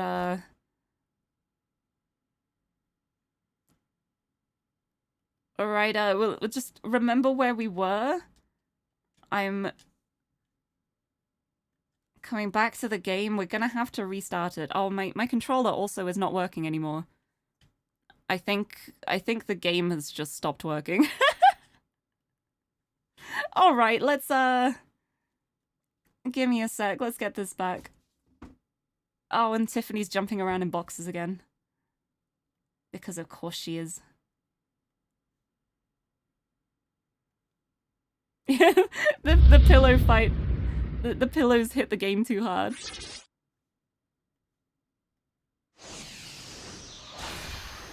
Okay, it's working now. There we go. We can hear it again now. Let's reload. Back to how the job started. Let us back in. Alright, at least it like auto-saves pretty frequently. But yeah, thank you for the raid. Let's get back to Tama's story. Yeah! Before the sales event, you gotta hand out some samples! Hand out some samples. The burning hammer in the sample bottles is cut 10 parts to 1 with water. Even so, it is intensely spicy, and drinking it on an empty stomach is sure to cause gastrointestinal distress, or even make the drinker black out. It's hard to believe that a sample of something so dangerous would win over any customers, but you never know. There could be housewives or young women out there who'd accept such a risk in the name of weight loss. Another terrifying thought. The job's already started, you know? And with that, Mr. Yanagishita went about getting me into the mascot suit. Tama origin story. We still don't really know much about her, but she also does not know much about her. Looking back on it, it was a pretty ridiculous turn of events. Still, if I'm going to get my hands on that necklace, I have to take the chance that this job will pay out. There's a knock at the door. Oh yeah, but what I was going to say as well before the raid was it's kind of just a win-win situation for him anyway. Because, like, if he does manage to sell a bunch of stuff, then he can pay off the debt and pay the staff and everything goes well. If it goes badly and he can't pay the staff, he's already in 2 million yen debt anyway. He's not going to care about being in more debt. He's just going to probably run away. But, oh, thank you for the luck. Yes, if you need to go get some rest or, like, go grab a drink or some food or something, please look after yourself. But thank you for sending the raid over this way. And I hope the luck is enjoyable too. There's a knock at the door. Huh. Who could that be? Mr. Yanagishita asks. We got a customer already? He opens the door and heads outside. No way is that a customer, Chiri says. I mean, right? She guzzles from her 2-liter bottle of iced tea. No one's gonna buy something as sketchy as this. I guess not, I agree. About the only thing I can really say about Burning Hammer is that it's spicy. Anyhow, Chiri says, wanna get something to eat? But you just ate lunch. 2 lunches. I know this amazing Chinese buffet. Wanna come along? Because I am gonna dominate. Huh? Someday, I plan to chow my way through every item on their menu. Before I can respond, I hear a sudden outburst in the hallway.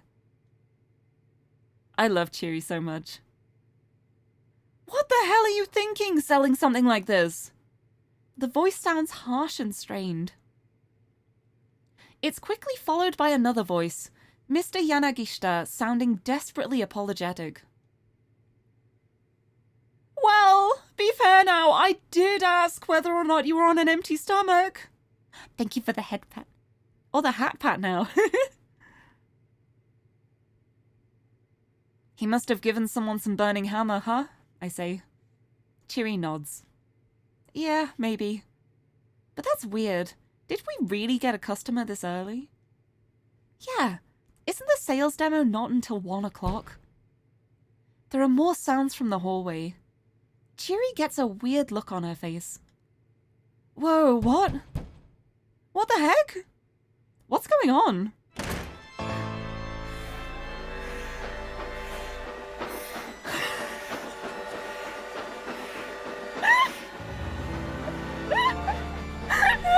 I forgot about this. Suddenly, a man kicks down the door and bursts in, shrieking like a madman. His face is flushed, steam is erupting from every pore. Cheery and I can only stare, frozen with bewilderment, as he rampages around the room, smashing everything in sight.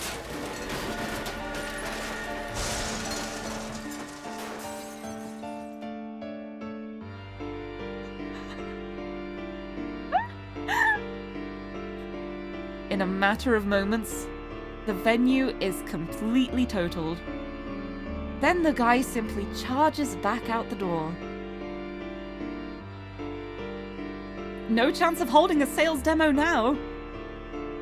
Did anyone happen to recognize that guy, by the way? Did anyone take a look at him? Did anyone see who that was? No chance of holding a sales demo now. Why did this have to happen? Who was that guy? Why'd he have to do this?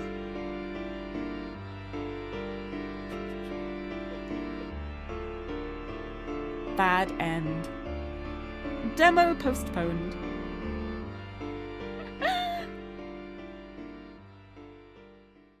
Well, that is a Tama bad end that needs to be changed. And now, it is time for probably our final decision of this stream. Until next time.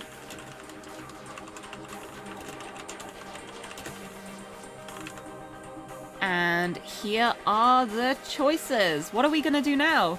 Are we going to use the jump that we found in Tama's route to continue Minorikawa's keep out?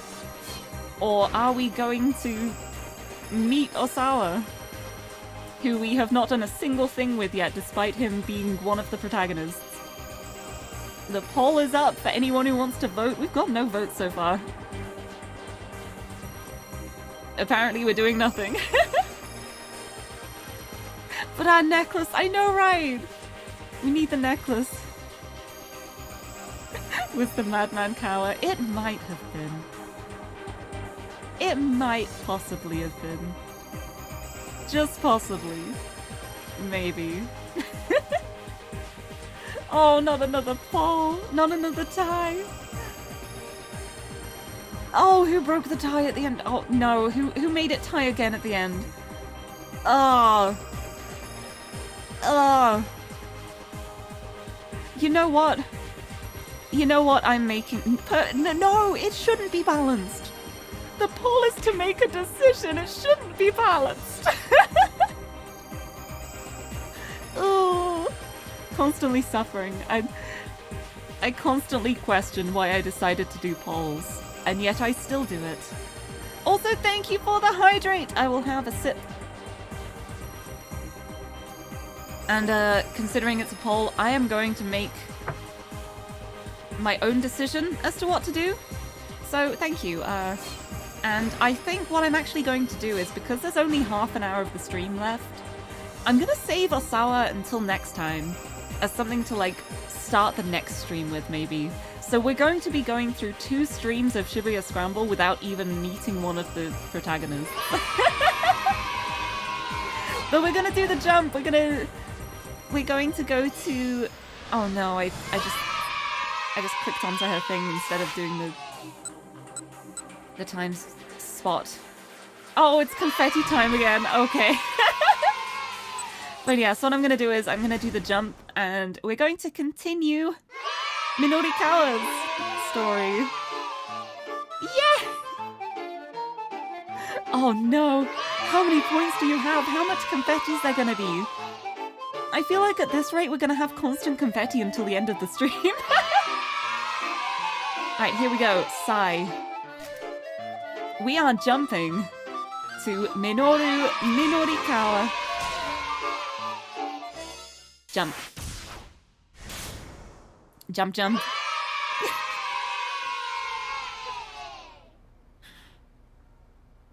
No, it's just...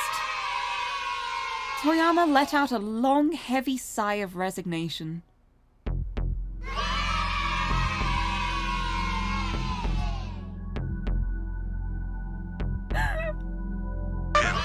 I didn't think this through.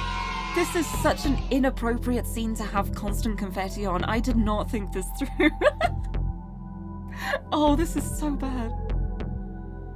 Oh, this is just this guy absolutely despairing while confetti is thrown on the screen. Thank you. Okay, I think it stopped. Thank you for the confetti, though. It's the scratch cards that were... No! It's the scratch cards that were in 4-star general gossip. The scratch cards. A type of lottery card featuring areas printed with a special silver ink. These silver inked areas can be scratched off with just a fingertip or coin to reveal potential winnings. Please stop now, please. Please stop. Providing a quick speed lotto fix. In order to prevent the symbols or letters underneath the silver from showing through, the back of the card is printed in black. Somehow, you always seem to lose when you've got your hopes up, but manage to win when you least expect it. Thank you. Thank you. I think the main problem is, like, I did it without a cooldown because I thought it would be funny, but it just queues it up. And it takes like a good 10 seconds every time. It takes so long. Okay.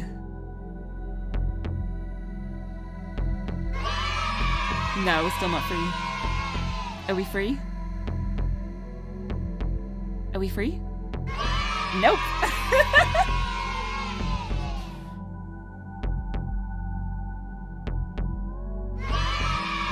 We will never be free. We're never gonna be free of the confetti. Oh my god. But this is such a serious scene. I know. It's like the fact that there's just like that little moment before it happens again. It always gives me, oh, we're free. Oh, we're free finally. Huh.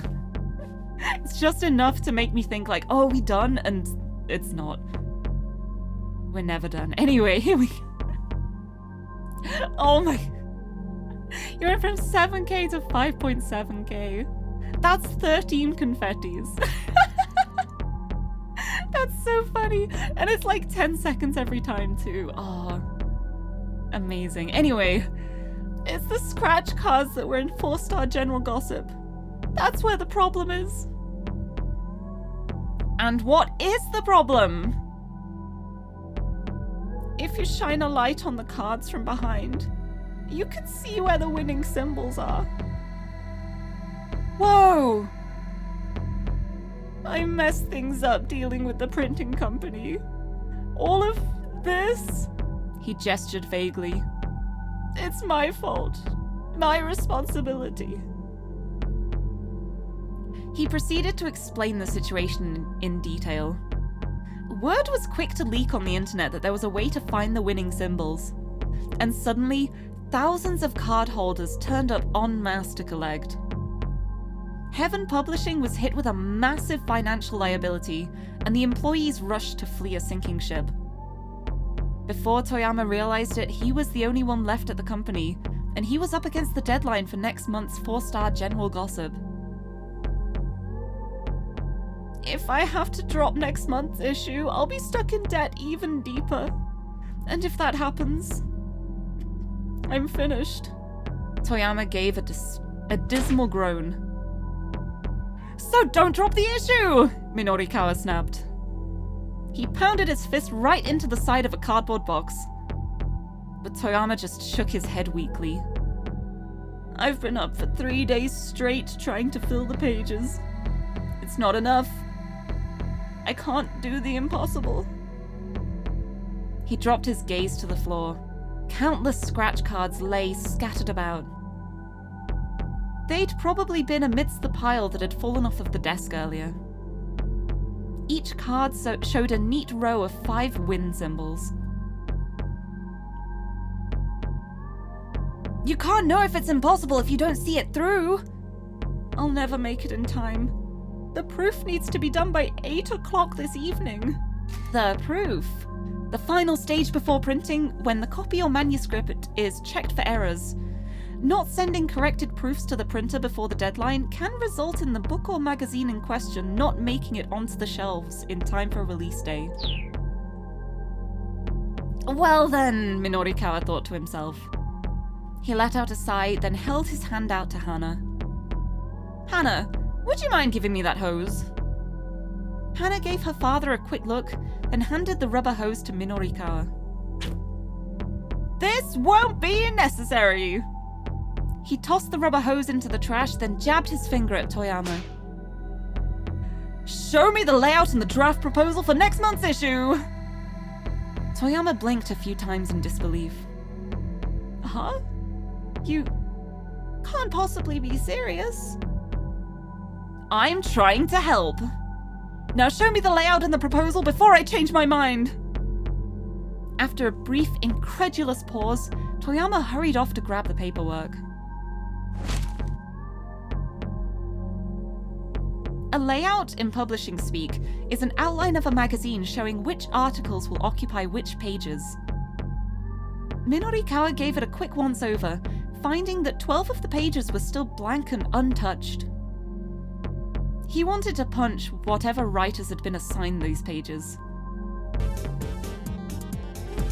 See what I mean? Toyama said. Lara, hello! Purple Coffins Raid! Welcome, welcome! Did it break the game audio? It didn't. Okay. Welcome! How's it going? How was your stream? I hope you had a nice stream. Welcome, welcome to story time. The story's a little bit bleak at the moment, but welcome! Oh, I'm glad you like my hat. It's my pride hat. The representation for the month. But welcome! I hope you're doing well. Thank you for the raid. For anyone who's new here, hello! I'm Lirie, I'm a pink-haired cat girl from the UK, and I love puzzle games, and comfy games, and stories, and deduction, and logic. And I'm playing a really cool visual novel at the moment, which is one of my favorite games of all time. And everyone is being mischievous little trolls on all of the polls I do to make decisions. It's either the worst possible option or a tie.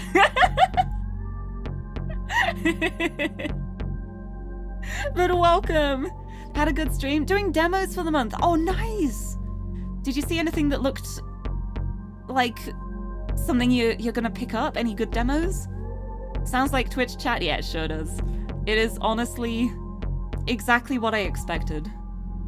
But yeah, it's been just like either a tie or we're going to lunge at a guy with a gun. It's been going well though. I love this game. It's even like with the bad ends, it's still like an important part of the story. Like you still gain stuff from doing bad things, so it makes it so fun to play. Oh, Fall of Porcupine looks good. Oh, I'll have to look that up afterwards. But thank you for the raid though, and if you need to rest after your stream or get some food, grab a drink or something, please look after yourself. But if you want to stick around, I'm probably not going to be streaming for too much longer because it's already nearly 6, but there's still some story times. We're still doing a bit more, hopefully. But thank you for the raid. See what I mean? Toyama said. It's hopeless. He sounded perversely proud of his failure. Getting enough material to fill 12 pages by 8 o'clock? Yeah, it was definitely a tall order, alright. Says who? Minorikawa replied. Remember who you're talking to here. You seriously think you can do it? You're joking, right? Minorikawa shot back. I seriously know that I can do it. There's nothing in this world that I hate more than a bad joke. Why are you doing this for me? Toyama was getting misty-eyed.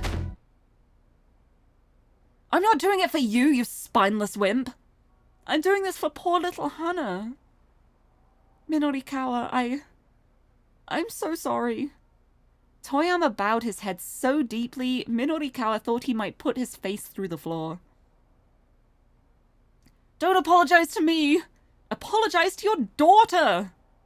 Oh, forgive me. Please forgive me, Hana. Toyama clutched her tightly in his arms. The girl hugged him back on the verge of tears.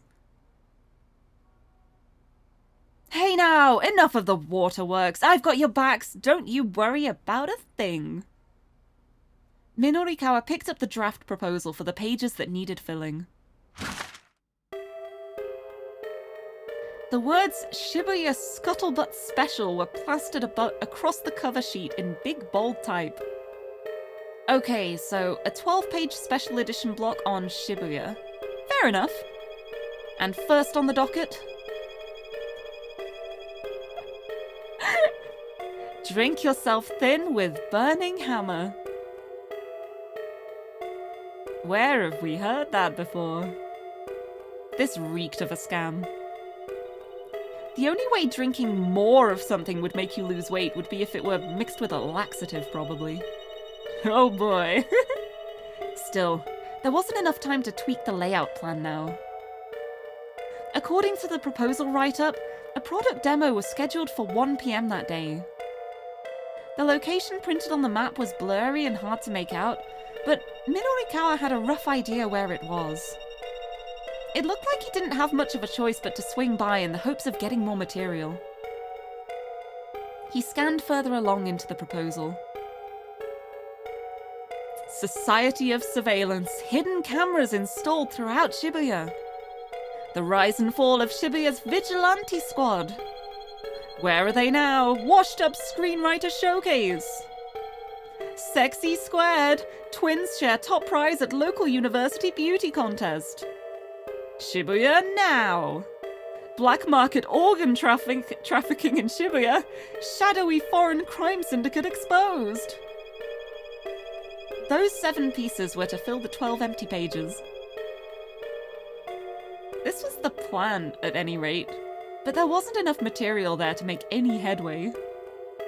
The Shibuya Now article didn't even have any proposed content.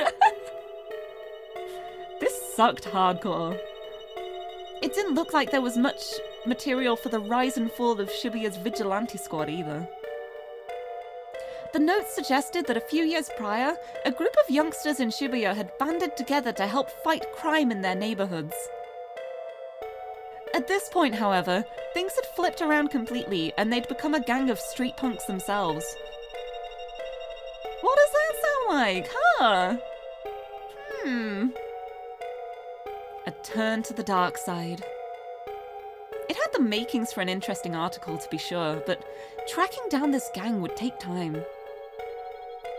Minorikawa was personally intrigued by the one about organ harvesting in Shibuya. The rumor was that organs were being smuggled out of Southeast Asia and fenced locally at a tremendous price. There was even a plan to ascertain the authenticity of these claims. Fascinating. If Minorikawa was going to be spending all day gathering other material, though, he didn't have much time to spare for it. Shibuya now! The rise and fall of Shibuya's vigilante squad. Black market organ trafficking in Shibuya. Minorikawa decided that one of those three would have to go. He thought about it long and hard as he stared at the draft proposal. There was a good chance he'd really screw himself over if he picked the wrong one. Finally, he decided to cut... Oh... Am I really gonna make a poll for this? I have to, I think. I gotta make it a poll. What are we cutting? Shibuya now. Vigilante or organ trafficking. There we go. Let's get the poll up. Let's get the poll started. Which of these articles should we not do as an article? Which one of these are we cutting? The poll is up if anyone wants to vote. Make some good decisions.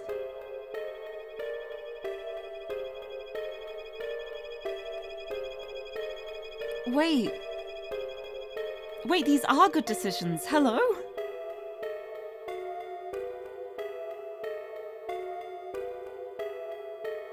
I didn't expect it to go this way. I thought everyone was gonna vote to cut one of the interesting ones and leave the article with literally no content proposal. But people are... I'm amazed! I'm so proud.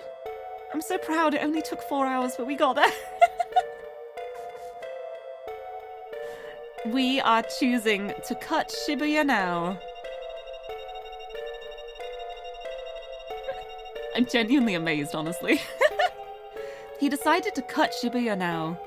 He didn't have the time to make up an article out of whole cloth.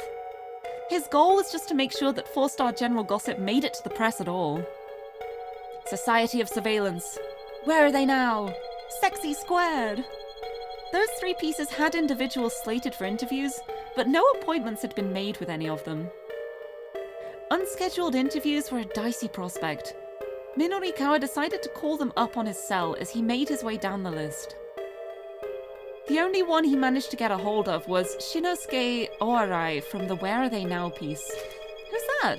It is a former broadcast writer, has appeared on various popular variety shows on commercial network Sun TV.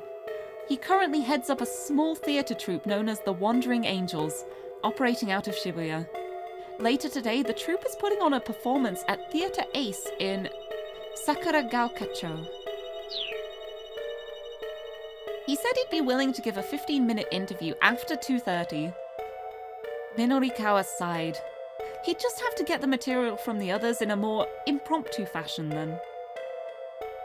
Putting his nose to the grindstone, he started throwing together a schedule for the day. Was it possible to get all that material and write it up and still finish the whole thing by 8 o'clock? It was no use. No matter how he tweaked it, none of his simulations ended with him having a proof ready on time. He just needed one more thing. And that was another writer! Minorikawa zoomed through his contacts list, calling up all the freelancers he knew. Blue Paws, hello! Yes, do you like my hat? Isn't it beautiful? I love it so much. Welcome, welcome, how's it going? I hope you're doing well. Got my pride hat, ready for storytelling. The results were depressing. Answering machines. Overseas on business. In the hospital. Currently doing time. Before long, he'd called everyone he could think of except for one. Novice freelancer Chiaki Iso. Chiaki was a bit of an odd duck. A reporter who was scared of talking to people. Minorikawa had never known anyone who became so hopelessly flustered in a one-on-one setting. We got a tooltip for hopelessly flustered. Hopelessly flustered, it means in such a rattled state as to be unable to speak. Chiaki's tendency to become flustered is famous among her freelance writer colleagues.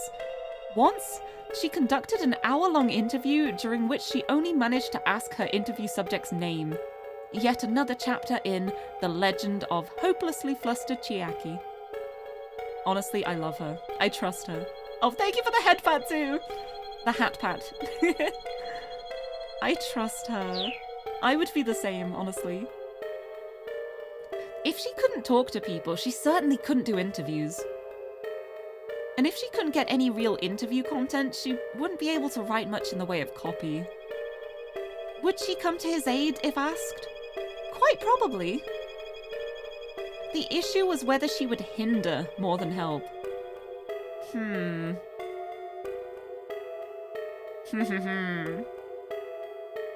Decision time. What do? Chiaki or literally anyone else? Poll start! What are we doing?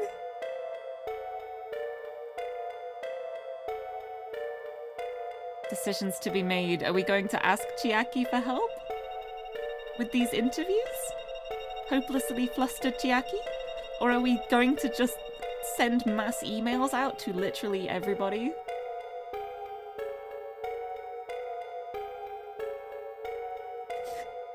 It looks like we're spamming. It looks like we're gonna be spamming. Oh, nobody believes in Chiaki. Oh, that feels kind of sad. But also in a way, I guess it's kind of like, she would hate doing interviews anyway. Maybe we're doing her a favor.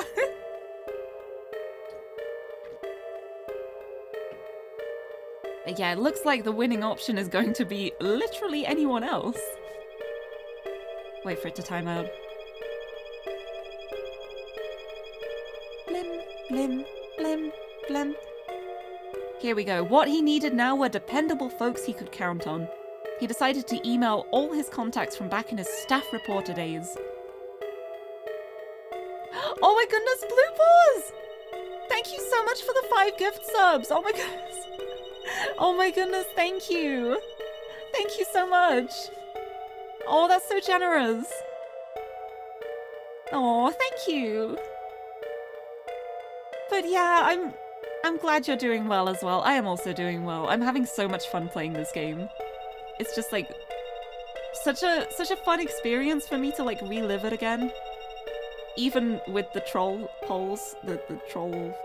I was gonna try and merge the word troll and poll then, but it just stays as troll or poll. I can't really do that. But thank you so much. Right, anyway, what he needed now were dependable folks he could count on. He decided to email all his contacts from back in his staff reporter days. The Poll Trolls. That does sound like a band name. Oh, the Poll Trolls. I kind of like that as a name, actually. That's a cool name. What he needed now were dependable folks he could count on. He decided to email all his contacts from back in his staff reporter days. Emergency alert. Come to Heaven Publishing ASAP. If not, someone is going to die. What the heck? That's such a threatening message. Why would you write it like that? Minorikawa, what makes you think that is a good message to send to everybody? The message might have been extreme, but it was technically true. Still, he was taking a risk, hoping that someone would react to the email in time. As it turned out, he got a response before too long. If this is about Toyama, no can do, sorry.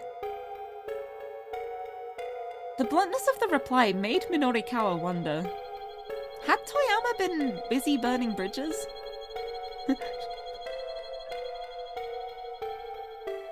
No, that's not a nice word. Looks like a perfectly normal work message. It's, I'm a little worried about your work now. Before long, 2 more responses came in, but they both contained a similar answer. No dice then. Waiting around for someone to turn up to help save the day was probably a waste of time. Without any other real options, Minorikawa decided to call up Chiaki.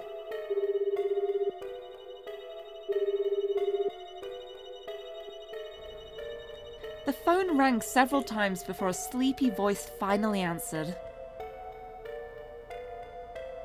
Hello?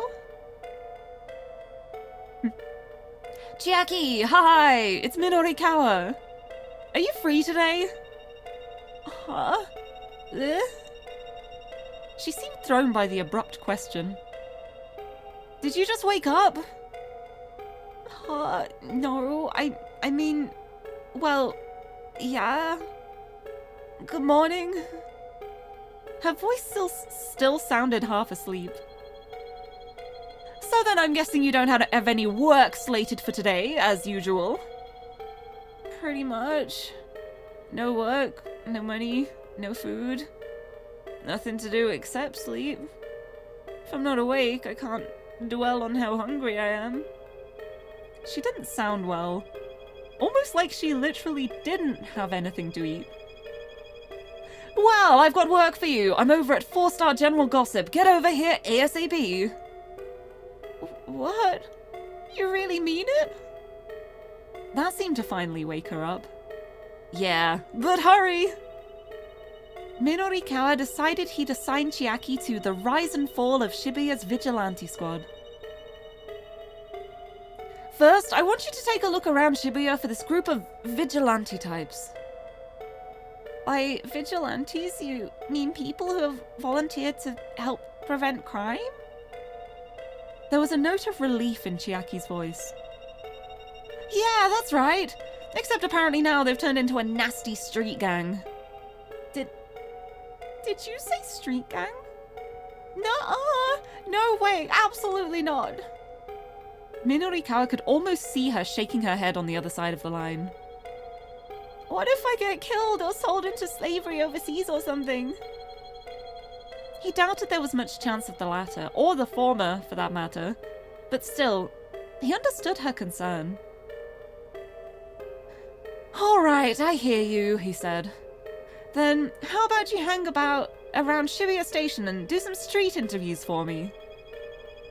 Street interviews? There was a nervous waver in Chiaki's voice now. Yeah, just talk to normal, regular people walking around outside the train station. That should be fine, yeah? But Mr. Mino, street interviews aren't really my, Apparently it was beyond her capacity to give him a simple no. No buts! Just interview at least 10 people and get me an article by 6 o'clock. Okay. Minorikawa had originally planned to axe the Shibuya Now piece because it didn't have any content, but getting some quotes from people on the street would at least make for useful filler. That gave him a sudden idea. He'd take on the vigilante story himself and have Chiaki handle Shibuya Now. That was plenty of work to keep 2 people occupied throughout the day. The more time-consuming organ market story would have to be cut. That's such a shame. Such a shame. Wanted to know about the black market organ dealing. Boo! After explaining what kind of interviews he was after, Minorikawa hung up. Okay, I've gotten us another writer. We'll get through, Toyama, somehow. Toyama shrugged gloomily. Yeah, well, the thing is, there's actually one more problem. Are you kidding me? Minorikawa couldn't hide the irritation in his voice. What is it now? The loan company is sending a debt collector over at 4 o'clock. But as you can imagine, I don't have a single yen to give them. That's less than ideal, yeah. So what's the plan? Well, they've said provisionally that if next month's issue gets published, they'll be willing to wait on repayment. Then there's no problem! The issue's coming out, guaranteed. But they're not going to take my word on that anymore. I'm going to need to prove it. If we could fill, say, half of the 12 pages by the time they show up, I could probably convince them.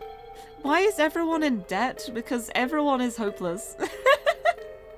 Because everyone in this game is hopeless. Alright, Minorikawa said wearily. So for starters, we need 6 pages by 4 o'clock. They had to get all 12 pages done as it was. That made a perfect midpoint to shoot for. Any other problems you'd like to let me know about? No, Toyama said. No, that's all. I really am sorry about this, Minorikawa. Again, he bowed his head low. Minorikawa felt distinctly awkward. He had known Toyama for years and had never been kowtowed to like this before. Yeah, well, just let me handle it, alright? Minorikawa unfolded a map of Shibuya. The first order of business was deciding where to begin getting content. He marked the editing office with a circle, then considered where to head next. Yeah, honestly, they must have had so much fun, like, taking photos of all the shots for this. It's so good. Diet drink sales demo, center guy. Where are they now? Sakuragaoka Theatre Ace. Society of Surveillance, Doganzaka, Endo Electronics. Sexy Squared, Midoriyama Academy. Haha. A university associated with Midoriyama High School. Notable alumni includes famous actress Masami Nagahama and National High School Baseball Championship winning pitcher, the Tissue Prince. Its educational philosophy is summed up in its slogan, words, skill, and beauty. A very high percentage of winners of the Miss Midoriyama contest go on to careers in the entertainment industry. Shibuya Vigilantes, location to be determined. The diet drink sales demo was at 1 o'clock, and the interview with Shinosuke Oarai for Where Are They Now was slated for 2:30, so those times were set. The question was what to do in the interim. And I know it is a decision now, but I think I'm gonna leave it at this for now because it is 6 o'clock, and I have a cat who very much wants her dinner. So what I'm gonna do is I'm gonna go back to the timeline here. It's gonna save at this point, and that's when we're gonna start the next one. The next time we play this, we're going to start at this decision point and see how the poll goes and see what we end up doing. And yeah, go on from there. We got quite a lot done this time. We made some pretty good progress. But yes, I need to go and feed my cat and also myself now, so I'm going to... Okay, I don't think I can quit from here, so I'm just gonna close the game, and I'm going to... Look! Oh no, you can't see my hat like this. Hold on, let me... Oh, the gift sub. Oh, there's another gift sub? Wait, did I miss that? Oh no, it's just posting all the notifications from the subs earlier. That's so funny. I can make the hat tiny, or I can just like come down here a bit. I can just come down here like this. There we go. Although, oh, that could be so fun though if I just have like a tiny hat on either ear. Have like one on each side. I should do that next time. But thank you so much everyone for joining me today. I'm sorry if it sounded like I was getting a little bit snappy with the polls earlier. I didn't I think it may have sounded a bit snappier than I was actually feeling, but there were a lot of tied polls. And I do the polls so I don't have to make my own decisions. Thank you for the confetti. But yes, thank you so much everyone for joining me. I'll be back tomorrow for I mean, my plan for tomorrow's stream is just to have like a casual just chatting situation, just like, I don't really have any set plans, so I can't really be distracted then. Yay, confetti! See, it's fine when it's a reasonable amount. But yeah, my plan for tomorrow is I'm gonna do some stuff. Something will happen. We can chat. I want to talk about like my break and some of the stuff I was doing. And I want to talk about things that are coming up in the future too, because there are a few exciting things happening. Off-Kai Expo. Sorry, something stuck in my throat there. But yeah, tomorrow just chatting. Probably some games. Probably some stuff. I'm just gonna play it by ear and see what happens. But thank you so much everyone for joining me. You have 5.8k. No, if you start it again, I would change the cooldown. She's like, I can watch the world burn. Please don't change the cooldown, please. But I'm not going to be at Off-Kai in person because of my little problem of being in the UK. But I am going to be doing a panel with Verpro, the group I'm part of. So I'll be there virtually. I will be there like in spirit and through the internet. Save it for the right moment. Yes, that is the intention of the confetti. Just wait until something terrible happens again and then make it cheer. But yes, before I get even more distracted, I need to make myself some dinner. I've got to eat. I've also got to make myself another cup of tea because I think I need more hot drinks for my throat. There was a lot of reading. But yes, let's find someone to send a raid to. Let's see who's online. Let's see who I haven't raided in a while. Ooh. Ooh, I am so bad at decision making. When was the last time I raided Kieran? I think it's been a while. Yeah, I don't think I've raided Kieran in a bit. I wanna send the raid over to Kieran. Kieran is lovely. She is a Red Panda VTuber and always has super comfy streams. I think she's doing Mario Kart at the moment, like Mario Kart viewer games. So yeah, I'm gonna send you over to Kieran. We will have a nice comfy time. And I will go get dinner and feed the cat down here who is glaring at me. Wait, actually, okay, let's do the raid message. This will be the raid message. We will have bongos for the subs, and we will have hearts if you're not subbed. And what I'm going to do now is I'm going to say my ending thing and pretend that I'm ending the stream, but not actually end it, just to see if Tiffany will meow, because she never meows until after I've turned the stream off. So I'm wondering if I can trick her into thinking I've finished. So that's going to be my plan. And then we'll do the raid. But thank you so much everyone for joining me today. And until next time, bye-bye! Oh my god, it worked. Wait, I need to move my mic. What is it? Hello? What is it? You gotta be louder than that. No. That was the quietest meow. That was the most pathetic meow. She did do it though. Anyway, let's send this raid over. Yay! But yes, thank you so much everyone for joining me. Oh, truly the saddest moment. I thought it was gonna work. I thought we were going to get the Tiffany squeaks. But she knew. I feel like she knew. She's left my room. She's just walked out of my room. But yes, thank you so much everyone for joining me. I will be back tomorrow with something or other. But yes, I'm gonna go and get some food now. Thank you so much everyone for joining me. And until next time, bye bye!